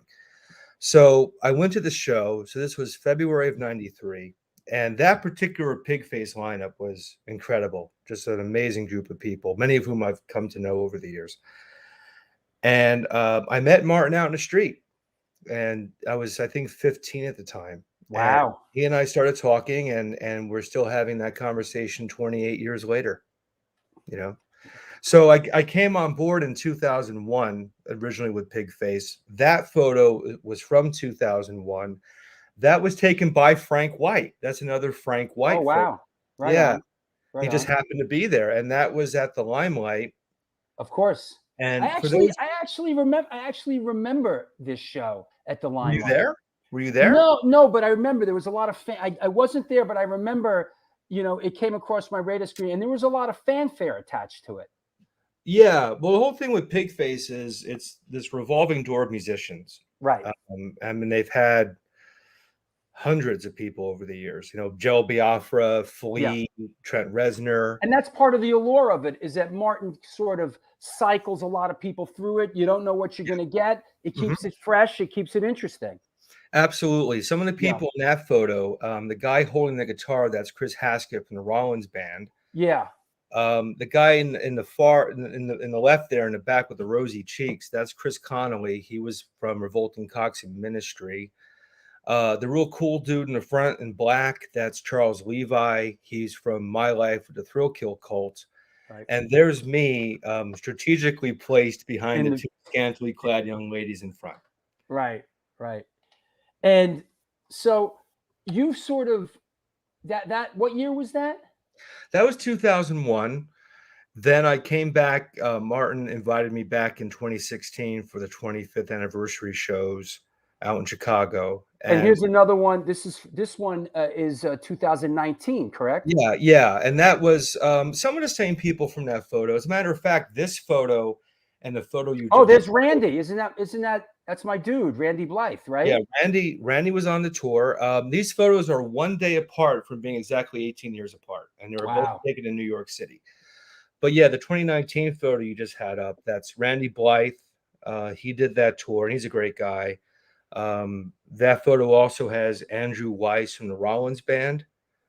He showed up that night and played for the first time in 27 years with Pigface. Wow. Yeah. He showed up that night.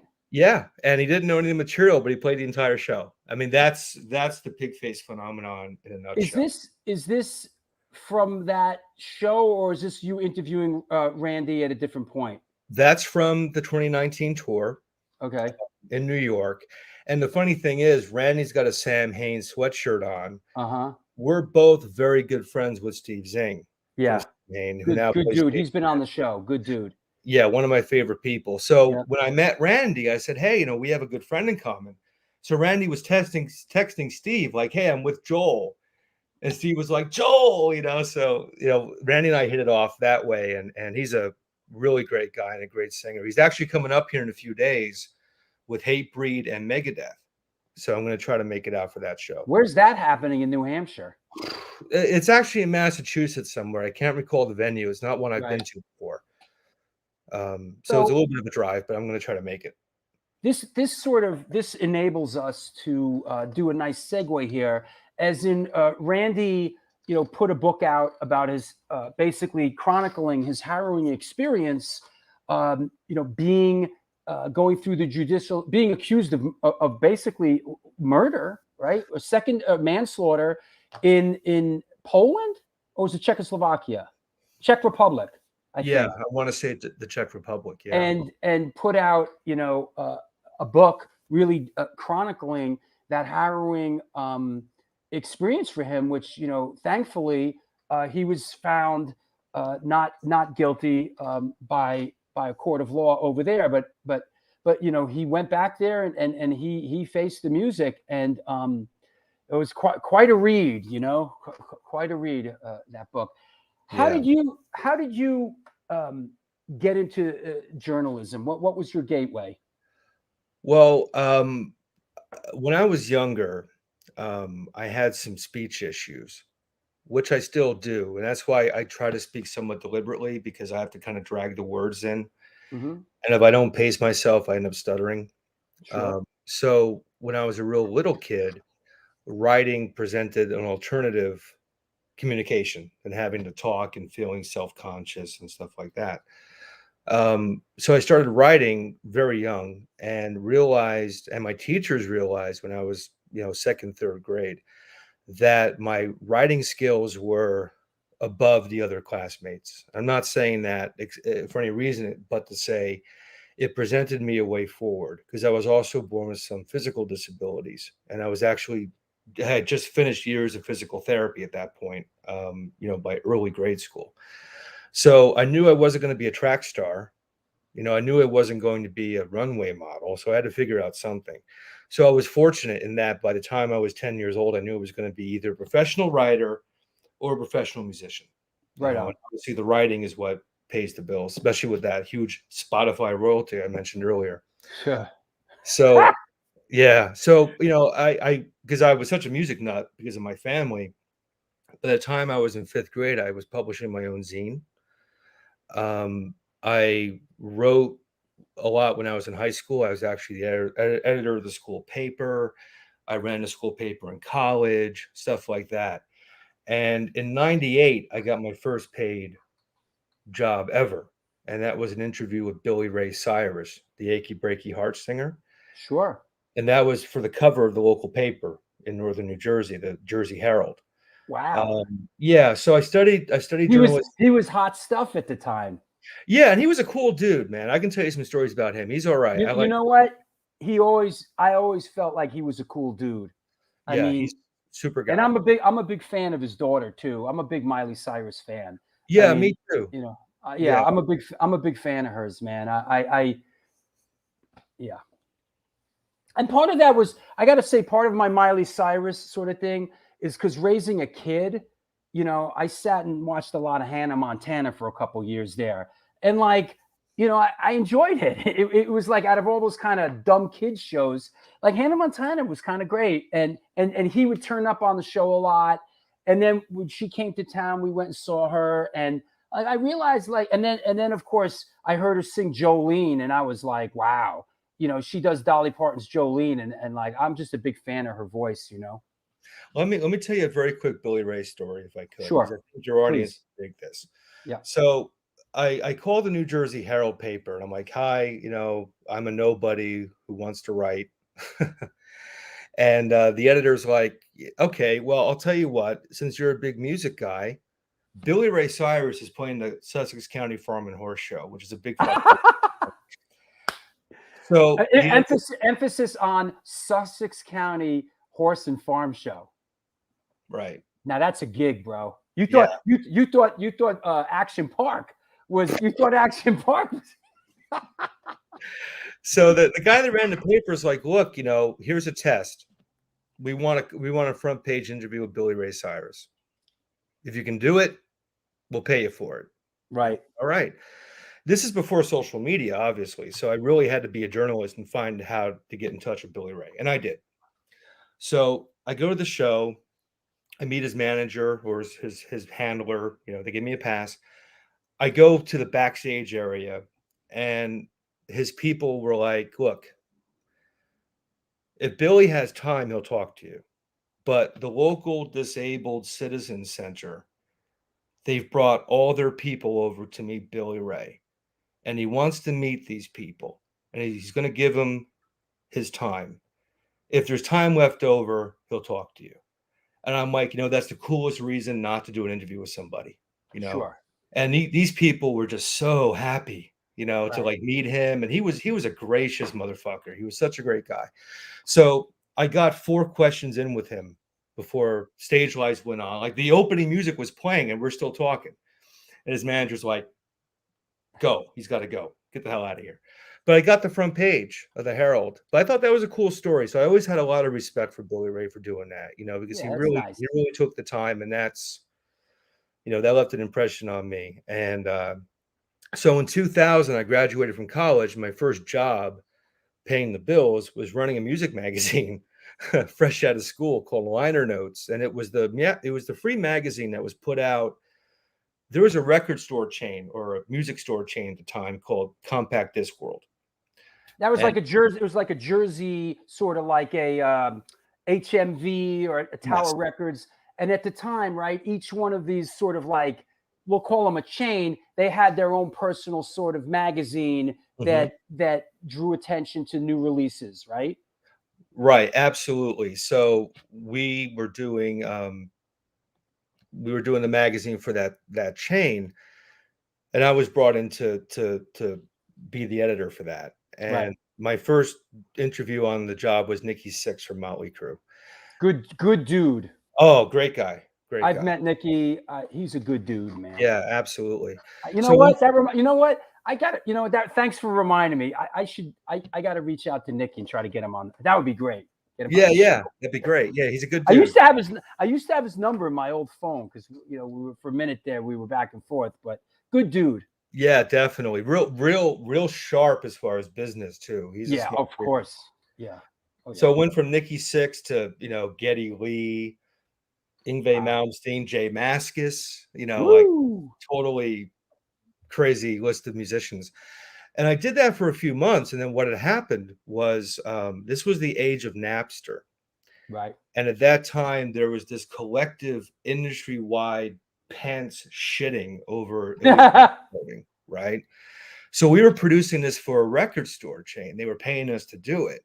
So when any corporation has a sudden and unexpected drop in revenue, what do they cut first?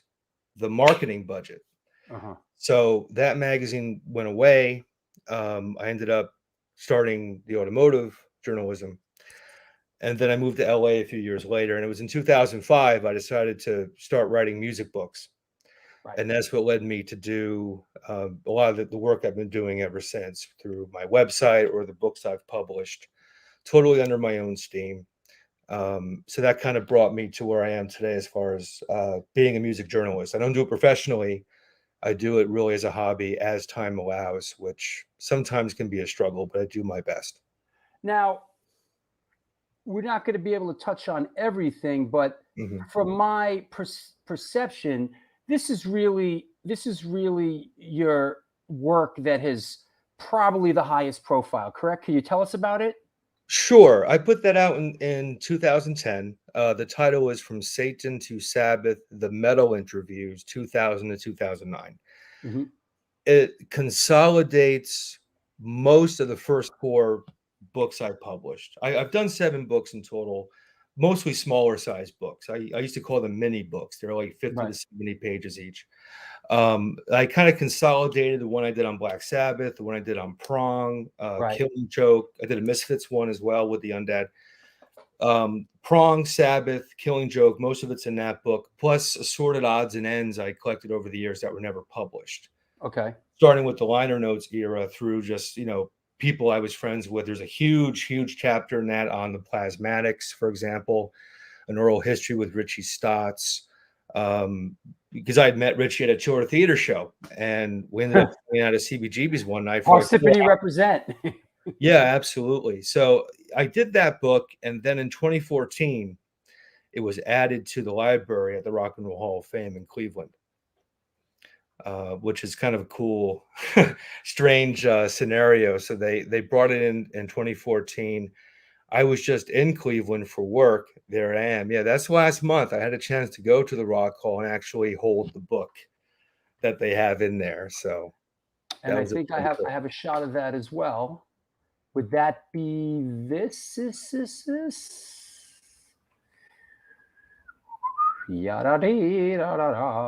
that be this? Yeah. What had happened was I knew I was going to be in town for work in Cleveland. And I thought, oh, well, let me go say hi to my book at the Rock and Roll Hall of Fame. Hey, so book. What I didn't realize is this is held in the Library and Archives, which is kind of the nerdy side of the Hall of Fame. It's basically there for researchers like you and me. Not really a public thing. Like you have to make appointments to go there, basically. You can't take a book out of there, can you? I don't believe so. It's like a reading room. Exactly. And they have everything from signed contracts to handwritten lyrics. I see. Sure. So I knew I was going to be in town. I found out the day I was flying out to Cleveland that you have to book it in. You have to actually be interviewed to go, and you have to book it 2 weeks in advance. And I'm like, fuck, what am I going to do? So I wrote them a very nice letter saying, hey, I'm in the library. I'm only in town for a day. It'd be really cool if I got to see the book. So they wrote me back. This lovely lady who works there said, we normally don't make exceptions, but you have a book here. So we'll open the doors for you, because this is COVID too. So they didn't have staff. Yes. Like, I'll come to the Rock Hall Library. I'll turn the lights on. I'll open the door for you for 30 minutes. You get 30 minutes alone in the library to do what you want. That's awesome.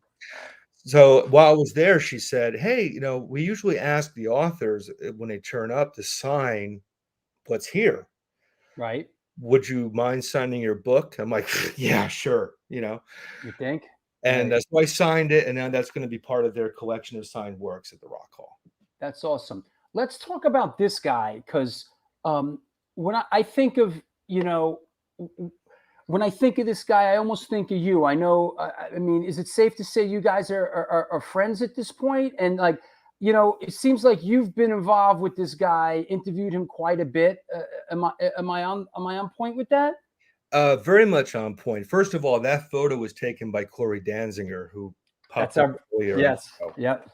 For those who don't know, that's Mr. Bill Ward from Black Sabbath. And I've known Bill since 2005, when I first started doing these music books, many of which are still in production. I mean, it takes forever to finish a book. Now, this was, you talked about some of your early books that you sort of folded into that other book. But isn't this, was this the Black Sabbath interviews that you did? Yeah, I put that out in 2007. That's got a very lengthy interview with Bill Ward. Right. In it. What I tried to do was I didn't want to tell the same story about Black Sabbath. I mean, if you're a fan of the band, you know the story. Yep. So I tried to find something different to write about. And so I focused, in the case of Bill, on his solo albums. Sure. Which very few people know about, but they're all extraordinary pieces of work. You know what? I'll say this about his solo albums. Those that know them love them. Yeah. Yeah. Right? Amazing stuff. Yeah. What did he do? 3 of them, I think. He's done 3 full lengths have been released. Yeah. Mm-hmm. Yeah. And they're all amazing stuff. The first album, which is the reason why I interviewed him that first time, was he did an album in 1990 called Ward One Along the Way.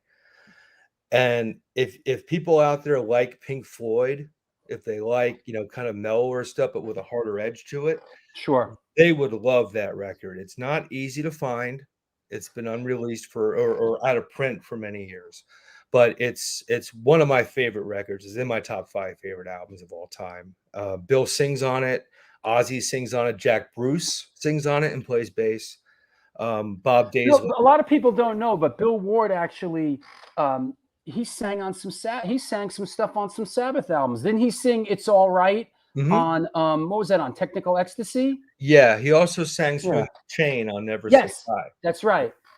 That's right. Yeah, talented guy, lovely person. The thing, and if Corey's watching this, he'll agree with me 100%. If you deal with Bill, you're not talking to Bill Ward, drummer of the world famous Black Sabbath. You're talking to a guy named Bill from the streets of Birmingham, England. Yeah. And there's a distinction there. And it's he always seemed to me, just in my limit, that he was really like the boots on the sort of the meat and potatoes dude in that band. He was like the, pretty. He was the engine, man. Because they've had great drummers in Sabbath. I know Eric Singer as well, who replaced Bill. Yeah. In the mid '80s after Bill came back a couple of times. Great player, but Bill Ward's the drummer from Black Sabbath. Oh, I know Tommy, the guy who replaced Bill for this last run. Cool guy. Hey, when I think of Bill Ward, man, I think of like John Bonham, bro. Yeah. Like in that classic 70s drumming, like, John Bonham, Bill Ward, what's his name from Deep Purple? Ian Pace. Ian Pace. I mean, right? Keith Moon, what's up? So here's something that I think if people are watching the show and they're fans of Bill and Sabbath, they'll appreciate this.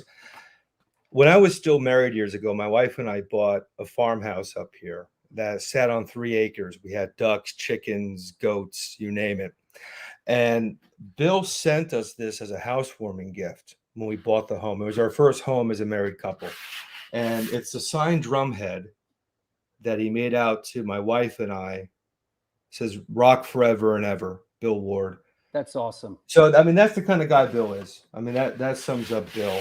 And interesting fact, some of the solo stuff he's put out, he gives all the money to various charities, including the charity that cleans the Vietnam Memorial. Wow. You'll never see a press release on that kind of stuff from him. Yeah. But, he walks it, he talks it, he's the real thing. And I deeply, deeply respect the man. And isn't he very busy these days? Doesn't he do a podcast? He used to do a radio show in Cerritos College. I think that's on hold. Okay. What he's doing a lot of art actually through Corey at Scene 4. Bill's also doing poetry, largely inspired by COVID. He puts out a poem roughly every month, and it's very beautiful, heartfelt stuff. He wrote one recently encouraging people not to commit suicide. Wow. Amidst all this, he's a deep dude, man. He's, I crossed paths with him. He was in a video that I did a while back that I produced. I think we just talked about this, I think, on the last show, right? We did Paris Mayhew directed it and I produced it.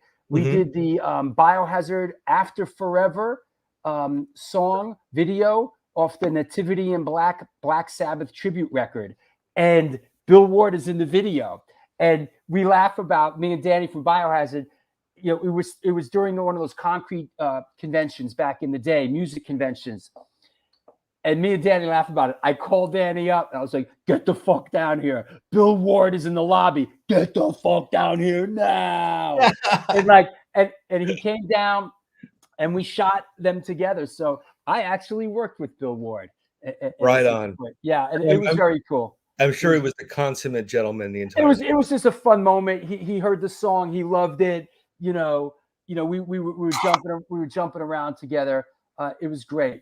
Let's talk about let's change gears a little bit as far as your journalism goes, and let's talk about this a little bit. Okay, let's talk about this a little bit. Yeah, this is your latest release. Right, right. Give us some background on it. Okay. This is a book that doesn't really have to do much about journalism or music. Well, there's a lot of shades of music in it. It's only the second time I've published a book about my personal life. And just read at the very top there, it says Wild Tales of Immoral Misadventures in the year 2019. In January 2019, I got a divorce that had been a long time coming, but it was finalized in January of 2019. And without making any grand decision to do so, I ended up really living like a degenerate for several months. You know, it was very sex, drugs, and rock and roll, with a greater emphasis on the first two, quite frankly. So there were some very colorful and very memorable women coming in and out of my world during that time. So it was a very intense existence there for a bit. And as a writer, I was putting things down because I journal a lot, you know. So I was kind of putting things down to sort of process what was going on. And by the middle of 2019, I realized I had a book in some of this. And two women in particular who dominate much of the book. One is a woman I was having a bit of a clandestine relationship with, who at that Boy, time. I didn't know such things existed in New Hampshire. Oh, well, I was traveling a lot back then, remember. This woman who I love very much, she was in the throes of addiction at the time. And so that was a big thing in my life. And then a bit further down the road, I reconnect with a woman I used to be roommates with many, many years before I got married and had this whole other life. And this woman reached out to me, and I hadn't seen her or talked to her in over a decade. And that relationship started off almost immediately after we reconnected. In the time that we had lived together to when she reached out to me, she had actually become a porn star during that time. So that kind of plays into the narrative of the book too. So there was all of this stuff going on in my life, and I thought as a writer, it would be a great shame not to represent it in some way. And I want to read this. I want to read this book. Can I get a copy along with my Undead? Do you get another? You got a copy lying around for me? I want to read this. Yeah, of course. Yeah, I want to read this book. Yeah. So, and the cover was done. I saw him. I love the cover, man. The cover's really great. Really. Yeah, well, I'm a big fan of pulp novels and film. Yeah. It really comes across here. Excellent. And I thought the aesthetic of the cover absolutely really, blended well with the content of the book. And that cover's done by a buddy of mine, Anthony Rodriguez. He and I played together in a band in the 90s called the Parasites, who some people might remember.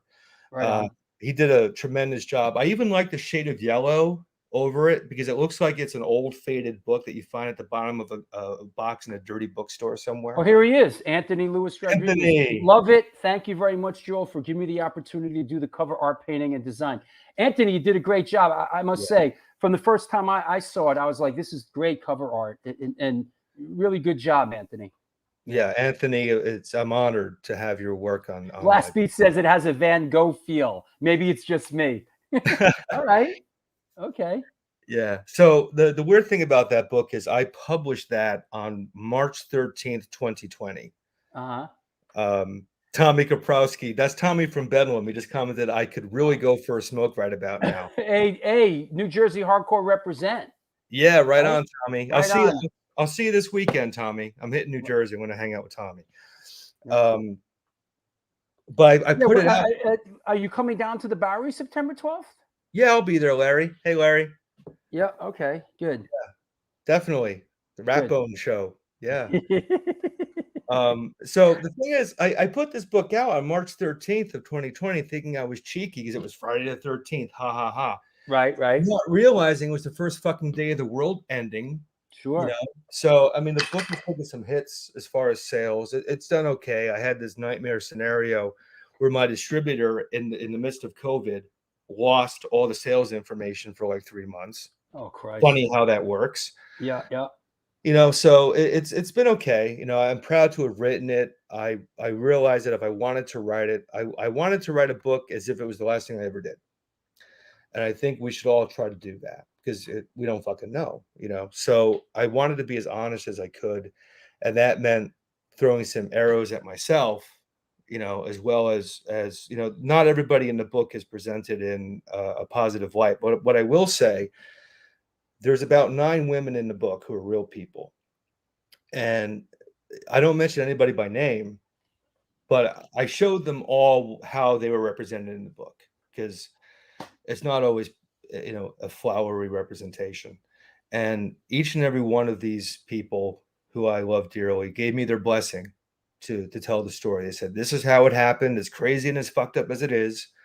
This is how it took place, and you should really tell the tale. So I thank these amazing women who gave me the trust to tell the story accurately. It's interesting. It's interesting. I was thinking about. I've been working on a book for years, right? And it's something that's an ongoing thing. I have another thing coming out, but sort of like my story. And 2 things that I really don't feel comfortable about talking about are people I've had relationships with and drug use. Those are like two things that I just don't feel. I'm in a certain way, I'm a public person. I'm a very public person, but there's certain things in my life that I keep very private, which is my relationships, people I've been involved in. And I don't really like to talk about, drug and alcohol issues I had and that dark road that I went down. Now, as a lot of people know that watch the show, I'm clean and sober a very long time now, almost 13 years. But I commend you, because I find it very hard to sort of talk about that kind of stuff. I just feel like I don't want, that's private to me. I don't like, but I feel that there's something there. I'm just not sure how to put that across, That makes sense. Well, what I didn't want to do was make it like a look at me, I'm a fucking rock star and I'm doing this, right. Because it wasn't about that. It was about me fucking up for 6 months. Sure. And fortunately people kind of coming in, and I end the book in a much different place than where I began it. And this is my life. This is a year of my life. I chronicled this book. I just want to divert for a moment. You just had Misty Tires up on the screen there. There you go. Hello, Misty. Now, Misty, I got to give a shout out to. She's a dear friend of mine. She actually helped me with some of the prep on my end for today's show. So, hello, Misty. Misty lives in Canada, so there's a great time difference, and I tend to work after midnight when I write my own stuff. Misty was my sounding board for most of the 3 a.m. Girls book. Wow. Because we're friends, and I tell her, like, you won't believe what I'm doing this weekend, or you won't believe what I did last night. She'd be like, holy shit. So I'd write about it. I'd send her drafts of this stuff, and she'd give me feedback because she was awake. Everybody else around here is asleep, but Misty being 3 hours. Yeah, I'd be asleep, fine. Bro. So hello, Misty. It's so nice to see you here. Thank you. I keep farmer hours. Hey, let's do this. Let me take a final break here. Let me shout out the sponsor, a couple other things, and we'll come back and we'll take some questions from around the world. Okay? Sounds great, Drew. What's happening? This is the New York Hardcore Chronicles Live, and our guest today is journalist musician Joel Gausten, and we are sponsored by The Organic Grill, New York Hardcore Comics, The Texas Silver Rush, Chain Reaction Records and Skateboards, DTFM Vinyl Distro, Chacho's Tacos, and since 1992, Generation Records. They've been a mainstay of the New York metropolitan area music scene. Today, they offer a diverse selection of new and used rock, jazz, indie, hip-hop, punk, hardcore, metal, blues, soundtrack, and reggae LPs, as well as t-shirts, posters, and other merchandise. They buy used record collections and music memorabilia and will pay you top dollar for them.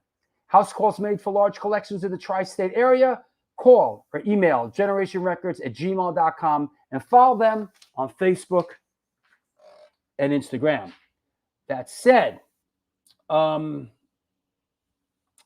see, did I mention this? Oh, by the way, the next show coming up on Sunday, New York guitar legend Vic Venom will be on the show. Very stoked to talk to Vic. Nausea, Sacrilege, Chaos UK, Reagan Youth, Hellbent, Coffin Daggers, and DIYing Breed.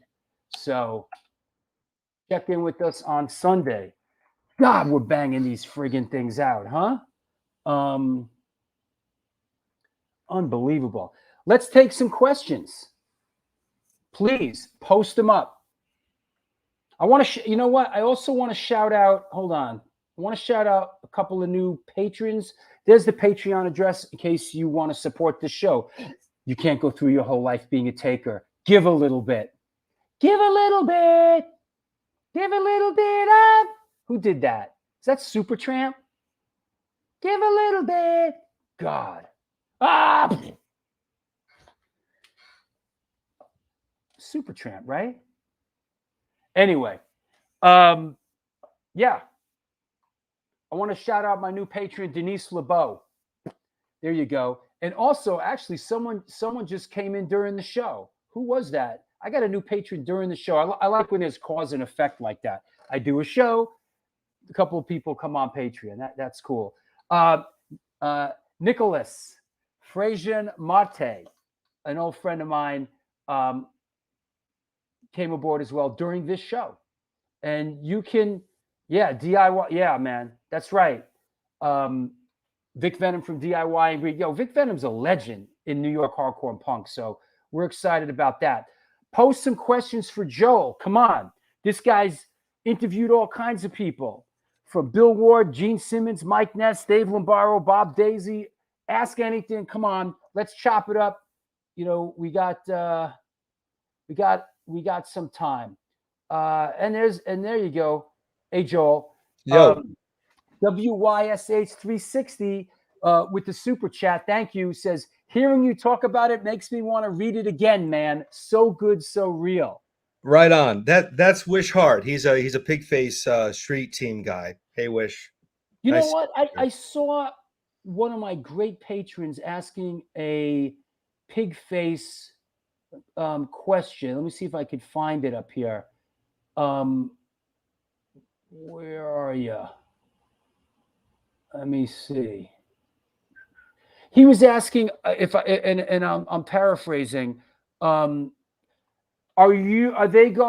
Pigface going to make up those shows that were canceled back in 2019? Were you a part of that run when they got canceled? Oh, here you go. Here it is. Here he is. Our man Tim, big supporter of the show. Thank you so much, Tim. I saw the Pigface show in Cleveland in 2019. Are they going to do the second leg that was canceled? Tim, that's really a question for Martin. I'm not sure what the plan is. Obviously, there was an industry-wide hope that touring would kickstart again right now. Sure. And everybody's getting sick on the road, man. I don't know if you've been watching the news reports, but everybody's getting sick out there. So I don't know what Martin's decision is. He's actually started a museum out in Chicago for industrial music. Is that right? Yeah, so he's been really busy with that. I can't speak for Martin, but I would have to suspect he's probably not thinking until next year. But again, Martin's very accessible. He's on Facebook and a million other places. So we love Martin, man. And of course, for those that don't know, go back. It's archived on YouTube. Martin Atkins has been on the show. He was the drummer in Public Image, in Nine Inch Nails, Ministry. Yeah. Mm-hmm. Yeah, and Killing Joke, right? Yep. All right, let's take this one. From Blastbeat Industries, Joel, would you consider yourself a traditional journalist, a gonzo journalist like Hunter S. Thompson, or something else entirely? It depends where my money's coming from in a particular instance. I in a lot of ways, the 3 a.m. girls is my gonzo journalism. Be reporting on me, right? Which makes sense. But I do work in very traditional areas as a professional journalist. Sure. I was White House credentialed for a time, so I worked with the Obama administration, things like that. And there's no place for gonzo in something like that. So it really depends on the genre and what I'm being paid to do, But in my own life, when I write about music or I write a book like the 3AM Girls, I run the ship and I just write however I feel the circumstances dictate. If you're a fan of Hunter S. Thompson, I would say that the 3M Girls is the closest I'll ever perhaps come to Hunter S. Thompson. Maybe a bit of Bukowski in there, some Tom Waits. I was sort of feeling that, like, Yeah. Yeah. Which is funny because a lot of people were saying, like, it reminds them of Bukowski. And I used to read Bukowski when I was a young kid. I used to read my old copies of High Times when Bukowski was writing, and it's been years since I read him, but I think those early days kind of maybe seeped into my consciousness and cool. led to what I'm doing now in some cases. Let me set up this question with this photo, because we didn't get a chance to touch on this, which is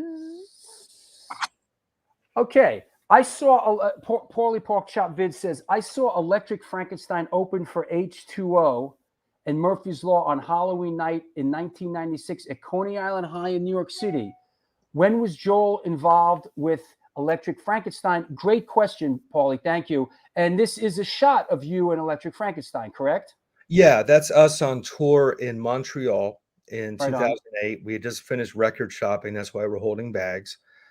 I started playing. It's kind of weird with EF. I had a couple of different stints with them. I recorded drums with them originally in 1998. I met those guys through the Misfits back in the day. And I was really close with Dan, the bass player, and he and I had always tried to do a project together shortly after meeting. But at that time, EF was really exploding. They had Scotty from Verbal Abuse as the singer, and they were touring all the time, so we never really connected. But in 1998, Dan and his brother Sal, who's the leader of the band, were recording at a friend's house in Wayne, New Jersey, who was starting his recording studio. At that time, it was at this guy's apartment. And I was going to school at Montclair. And Dan's like, hey, you're not too far from us. Why don't you come down and jam? We're recording at Kevin's place, So I went over there and we started recording songs, just knocking around ideas, not to be Electric Frankenstein. It was just us doing different things. And they were inviting other friends over, like Howie Pyro played on some stuff. Roy Mayorga played on some stuff as well, who I know you've had on the show, Drew. Oh, yeah. So we wrote and recorded 2 songs over 2 nights during that time, like from nothing. And we ended with a song at the end of the night. And then, those songs were kind of sitting there. And then, EF was always offered to be on comps and do singles and stuff. So they eventually came out as Electric Frankenstein songs, although that wasn't the original intention. I see. Fast forward 10 years, an entire decade. I'm at Chiller Theater and I run into Sal, who's the guy in the red shirt in that photo.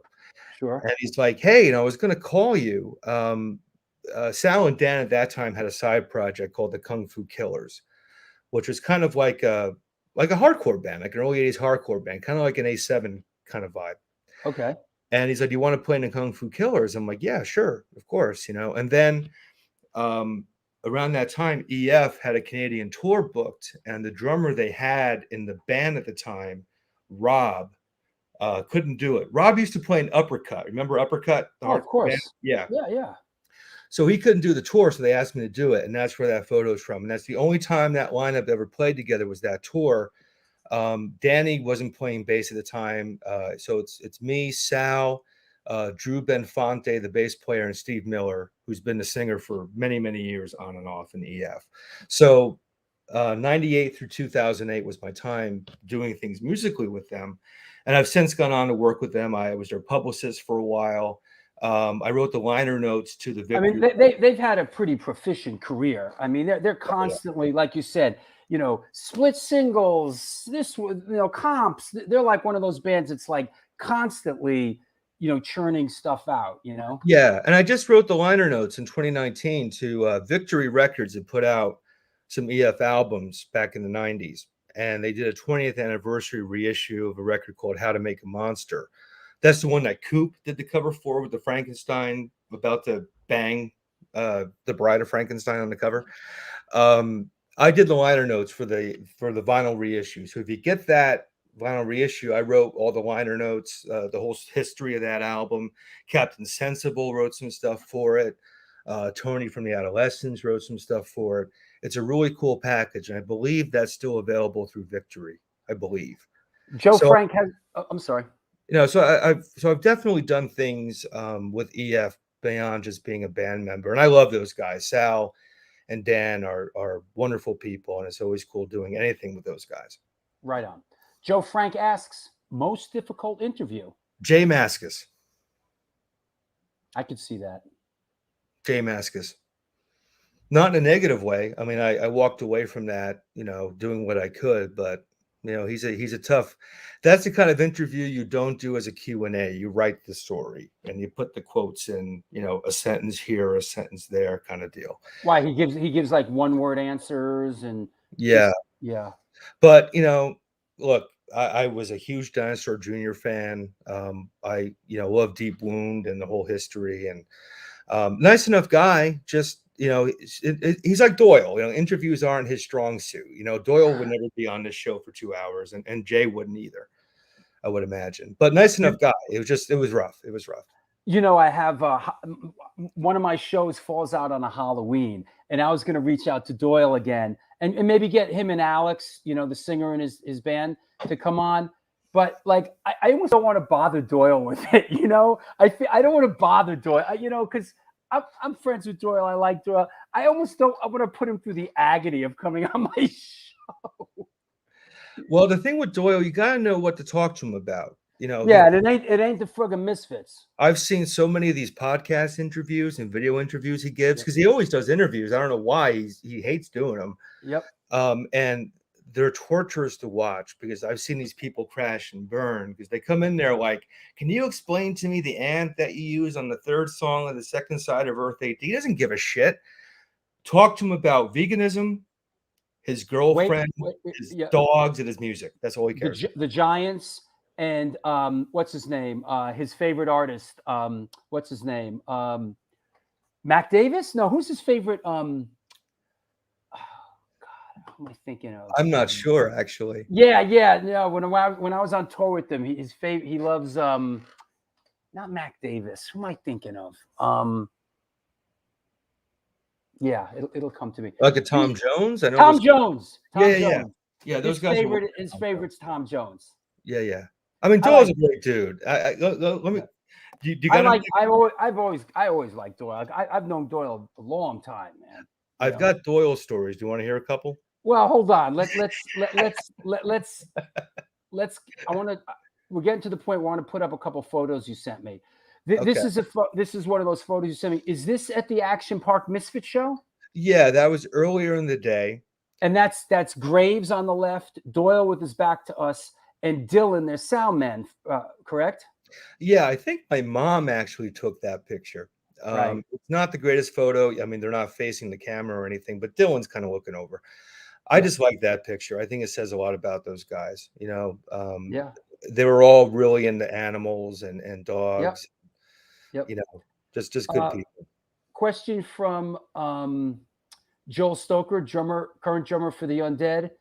I mean, Joel, obligatory Misfits question. Top 5 Misfits songs to play. Where Eagles Dare. We walk these streets at night. We go where eagles dare. Yeah, it's great. Bobby Steele represent, right? I mean, that's one of the great Bobby Steele songs, right? So Where Eagles Dare, Nike A Go-Go, because it's a weird beat. Wow. That's a Googie. That's the Goog. The Goog played that. Yeah, right? yeah. And the thing about Googie is people think his drumming is so simple, but it's hard because he's all over the fucking place. Because he's I'd love to get him on the show, man. Yeah, definitely. So those two, Nike A Go-Go, Where Eagles Dare, Horror Hotel, Ghouls Night Out, and Horror Business.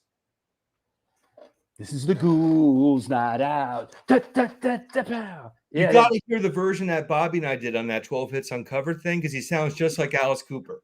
is that right? Yeah, yes, it's a really cool version. And what was the other one? Horror Hotel. And what was the other last one? Ghouls Night. No, Ghouls Night Out. Wait, Horror Business was my fifth. too much horror business. Did you see any of the Misfits reunion shows? I saw a bunch of them, yeah, all over the country.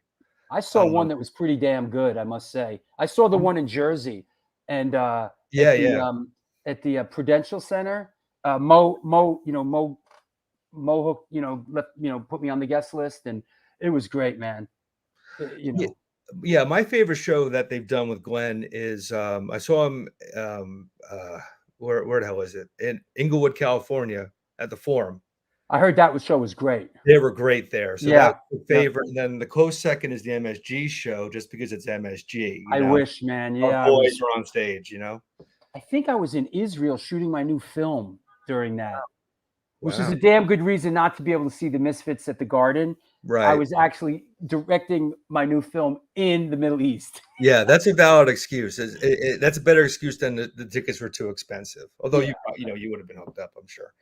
I would have. There's a few things I'd pay for, man, but I would pay for that. Graffiti historian RS70 UGHC. What was the first show you went to? Was that the Bon Jovi thing? Yeah, in '87 at the Meadowlands. First hardcore show was Biohazard, 1990. Wow. Yeah, when the Maze record had just come out. That was at, you may remember this spot, and some people out there might too. Randolph, New Jersey, Obsessions. Wow. Who remembers that place? And it was right when the Maze record had come out. It was brand new. And it was a great show. And that show was kind of pivotal to me because until that point, I was just going to arenas and seeing bands that were half a mile away. Sure. But I'm at the Biohazard show watching the opening band, and there's Evan standing next to me, and Danny. So I'm like this little kid back then, and met all the guys. They were really super cool, especially Bobby. Yeah. And it really kind of instilled in me this idea of community, and there's no real separation between band and audience. And to this day, when I find myself, especially with Pigface, like involved with meeting people after a show who want stuff signed and things, I think back to Biohazard in 1990. I'm like, how did those guys treat me back then? That's how I need to treat these kids right now. Yeah. Is this a Pigface shot? Yep. Yeah, that's 2019. That's the show. Randy's right off camera in that shot. That was taken by my buddy Alfred Torres. You can't see her very well, but the lady who's right there playing bass, that's Greta Brinkman. She's been in a ton of bands. She was with Moby for many years, L7. She was in the Nuns, great band in New York City. Yeah. He goes back to the hardcore days. She was in a band called Unseen Force with at least one guy, maybe two, from the original Guar. She's from Virginia. Oh, wow. But wonderful person, Greta Brinkman. She and I are actually doing some new music together right now. Cool. Here's something. Let's just touch on this real quick. Todd Hamilton from Warzone says Obsessions in Randolph. Bill Stavarkis ran that place. That's right. As a matter of fact, Todd, the last time I saw Ray was a show you guys did in September of '96 there. Wow. I believe. Yeah. Because I saw a couple of your shows there at Obsessions. Yeah. Is that right? Larry Kelly, do you have a connection with Stryper? Did you write a book about them? Is there a Stryper connection with you? Yeah. I didn't write a book about Stryper. I've had Michael Sweet, the singer, on my website many times at this point. Okay. For those who don't know, Stryper was the big Christian hard rock band in the 80s. Sure. And I interviewed him a couple of times because he was just putting various records out. So it was more of a formal journalism thing. And let's just say Michael and I have very differing religious views. Mm-hmm. You'll go to the website and find out why I'm phrasing it that way. And I did an interview with him just recently where, I talked to him about his Christianity, and the fact that I'm coming from basically the complete opposite philosophy. And instead of having a shouting match, which is what you see in a lot of news today, Mm-hmm. we had a civil, friendly conversation where we discussed our differences. And you know what? We walked away as friends, and I'm still in touch with those guys. I love the Striper camp. They're good people. As a matter of fact, their guitarist Oz Fox just had brain surgery Oh, wow. this week. So I definitely want to give a shout out to Oz. Are they still a working band? Mm-hmm. Okay. Yeah, and they do pretty well. I mean, they still put out records. They still tour when touring is available. Sure. They I mean, the thing is, they made their impact with a certain market that wasn't really depending on the mainstream. They had their mainstream window, but now they have their core audience through, the Christian scene. But I love Michael. Michael's very hardcore in punk rock in a sense. He really speaks. He always seemed cool to me. Yeah, he's a good dude. I really like Michael very much. And like I said, he and I could not disagree more on most things.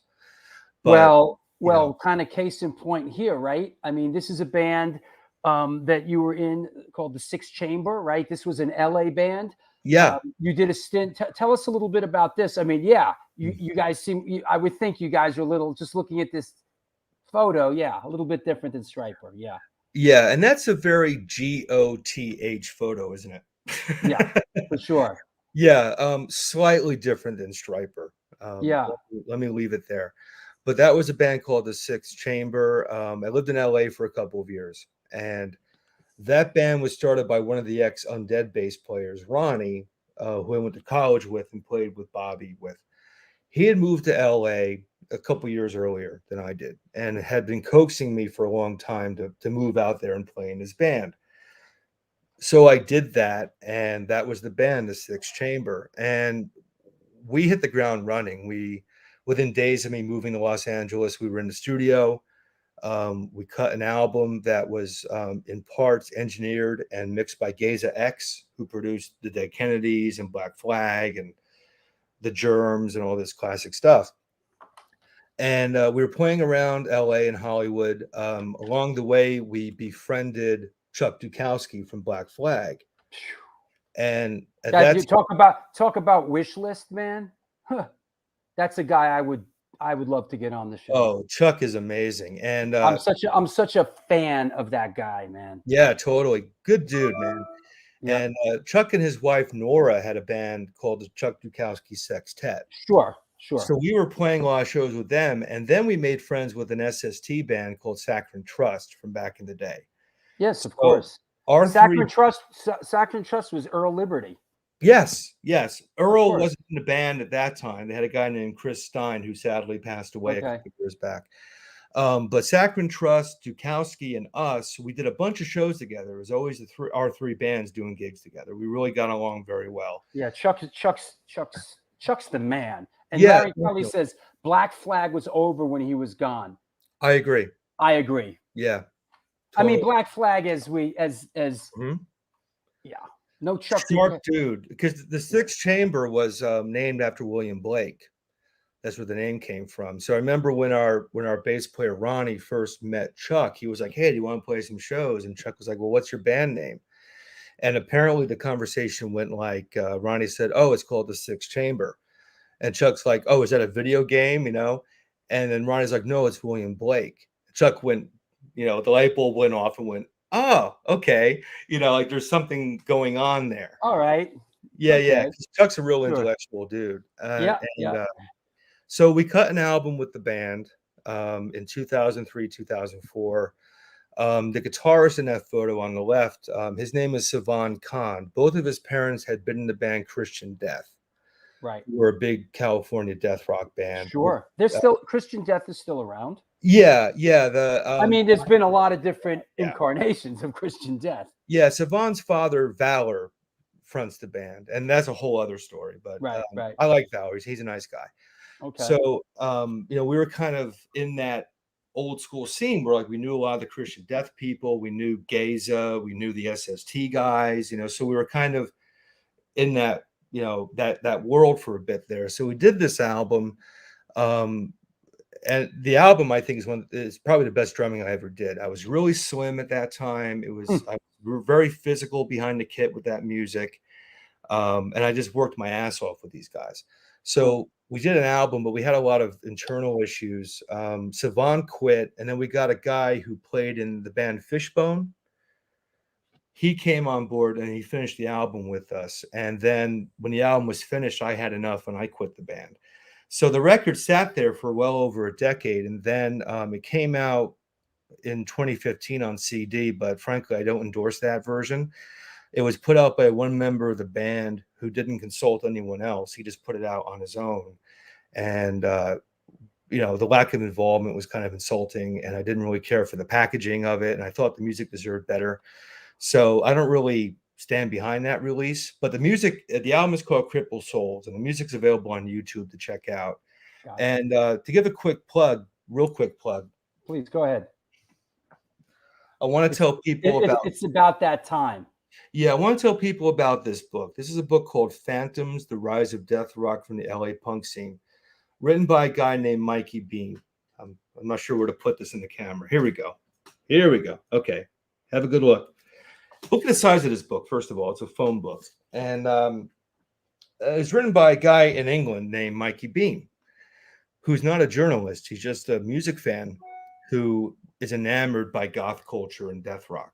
Some of the best books. Yeah. So he contacted me, it had to have been 12 years ago, and said, I'm doing this book. I know you're involved with the family, which is what they call all the associated groups with Christian death, the family. Mm-hmm. You're part of the family. I'd love to talk to you about your time in LA and being part of the band. So I'm like, great. So we'd had an email exchange. I gave him some information. I sent him a bunch of flyers of shows I'd gone to around that time period. And then many years later, in 2019, he publishes the book. And it is, in my opinion, the finest music-related book ever published. I mean, this guy put his life into this thing, and he's got hundreds of interviews with people. And the chronology goes from the late 70s through to, when he stopped writing it. And, the thing is, Drew, you have bands and we talk about how we started out. But when we're doing this shit, none of us think to ourselves, oh, we're going to be in a book in 15 years, or, oh, we're going to be in a movie in 20 years. No, I mean, that's not even in our consciousness. So here I am years later in LA during this crazy time when I was couch surfing, living on $2 a day and all that shit, doing this band for the love of it. Who knew 15 years later it'd be part of a book like that? So if you guys are into the California scene and that whole, 45 Grave, Shadow Project, Roz Williams, Christian Death thing, check out that book. You will not be disappointed. I have a two-part question from super show supporter Tim Reichel. Let me get both of them off. First part is, does Pigface rehearse much before touring?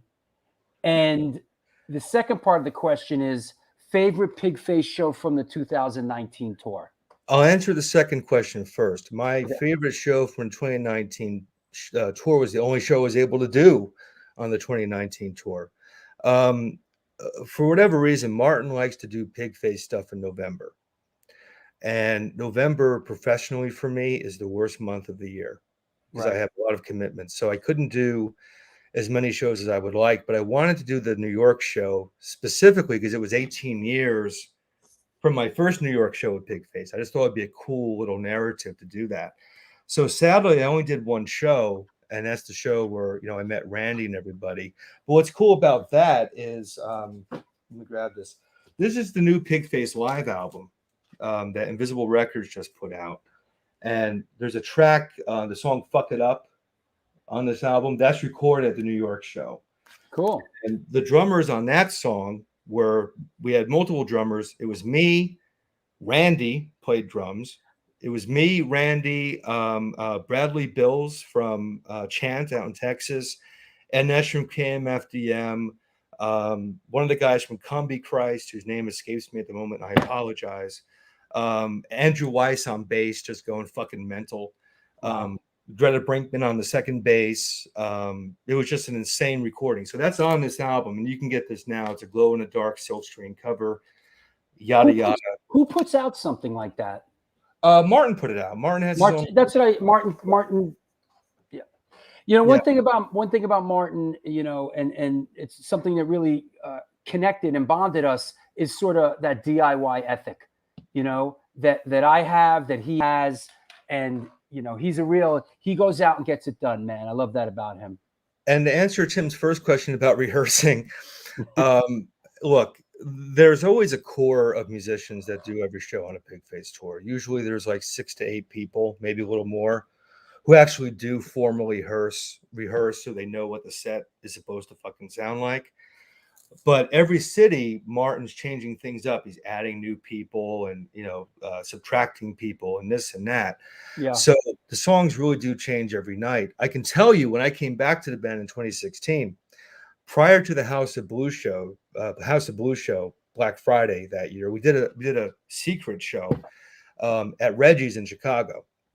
And I showed up and I met this guy, Martin King, who was also drumming that night. He used to be in the band Test Department, who like a big industrial band at the time, or many years ago, actually. And we ended up doing dual drums, just 2 of us behind the kit. I had never played next to a drummer behind a kit before until that night. You know, my previous stints in Pigface were all percussion, you know. But I'm behind the kit with Martin King, who I just met that night, and we're playing a song that I hadn't listened to in 20 years, and he didn't know. And we're doing this in front of 500 people, an invite-only rehearsal gig on Thanksgiving night in Chicago. So yes, people do rehearse, but if people show up, you know, right, and you get thrown in the breach. Yeah, so there is a set list and a formal idea, but songs that are 4 minutes could be 14 minutes. Sure. You know, there could be, I mean, when we did the House of Blues, there were fucking 9 drummers on stage at one point. Good Lord, man. You know, and that wasn't planned. You can't rehearse that. So, right. You know, yeah, so it's a bit of a balance between the two. Well, with Martin, more is better. More is more, you know? Dude, it's nuts. That's it's great. Fucking nuts. Hey, man, I want to thank you for coming on the show. I really enjoyed it. You know, it was a nice, comfortable conversation we had. They're not all like this for me, you know. I had a good feeling going into it, and we just really chopped it up, man. And I love what you're doing. I respect your work, and I wish you all the best. Thank you, Drew, and thank you for having me on the show. I'm a fan. You want to shout anybody out? You want to thank anybody? Yeah, I want to thank Misty again, and I also wanted to give a shout out to the memory of a guy named Rhino. Tommy from Bedlam was on earlier. Rhino was the guitarist in Bedlam with Tommy. Rhino was also in a band called Hearse. I know you had Dave Scott on a few weeks ago. Yeah. Bedlam was on By Our Records back in the day. Absolutely. Bedlam was one of the really early first wave American hardcore New Jersey bands. Absolutely. And we lost Rhino a few days ago, so I wanted to acknowledge that loss. And he was a good dude. A lot of people loved him in New Jersey and beyond, and he will be very much missed. So rest in peace, Rhino. Cool. And like Larry Kelly says, man, we'll see you down at the Bowery. Let me just put that up again so everybody knows what's happening. The A7 shows are moving to the Bowery Electric. And the first show is coming up. That is Sunday,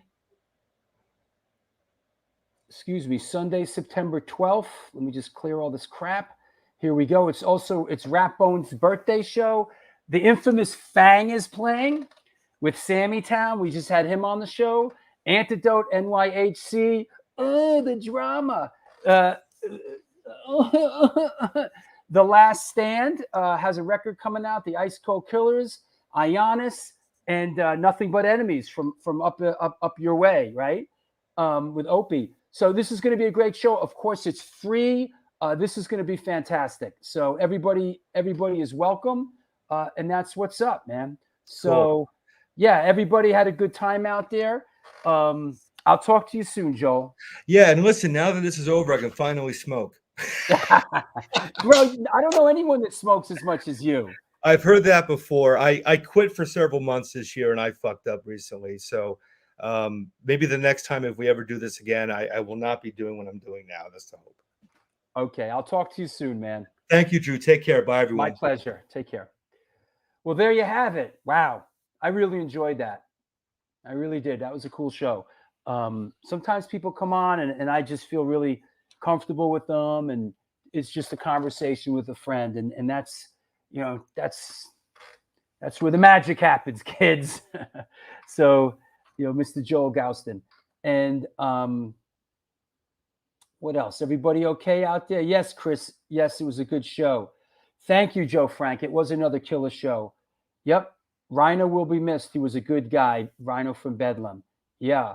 Gary, thank you, man. And everybody, I also saw my good friend Jonathan Buskey chiming in. Of course, Buskey he designed the new Antidote NYHC single that's coming out in the fall. Busk, maybe I'll see you at the Take Show on Saturday. Hey, Vincent, I saw you chiming in, man. Good to see you out there, Vincent. And maybe I'll see you out at Chiller, right? Chiller's happening as of right now. And me and the gang, me and Alago and Astoria Lou, we'll be coming out to Chiller. I think it's coming up. What's the Chiller date? October, right? Coming up on October. So that's happening. Everybody else, it was a great show today. It was good. I enjoyed it. And the Biohazard show was off the hook. And hey, look, yes, Joel is the man, Mr. Wall Street. We keep marching on with this show. Thank you for your support. We're in a good place. We just keep marching on. We do what we love doing. What else can I say? Be good. Have a good night, everybody. All right? My thoughts and prayers are with you. Until then, do good things, and good things will come to you.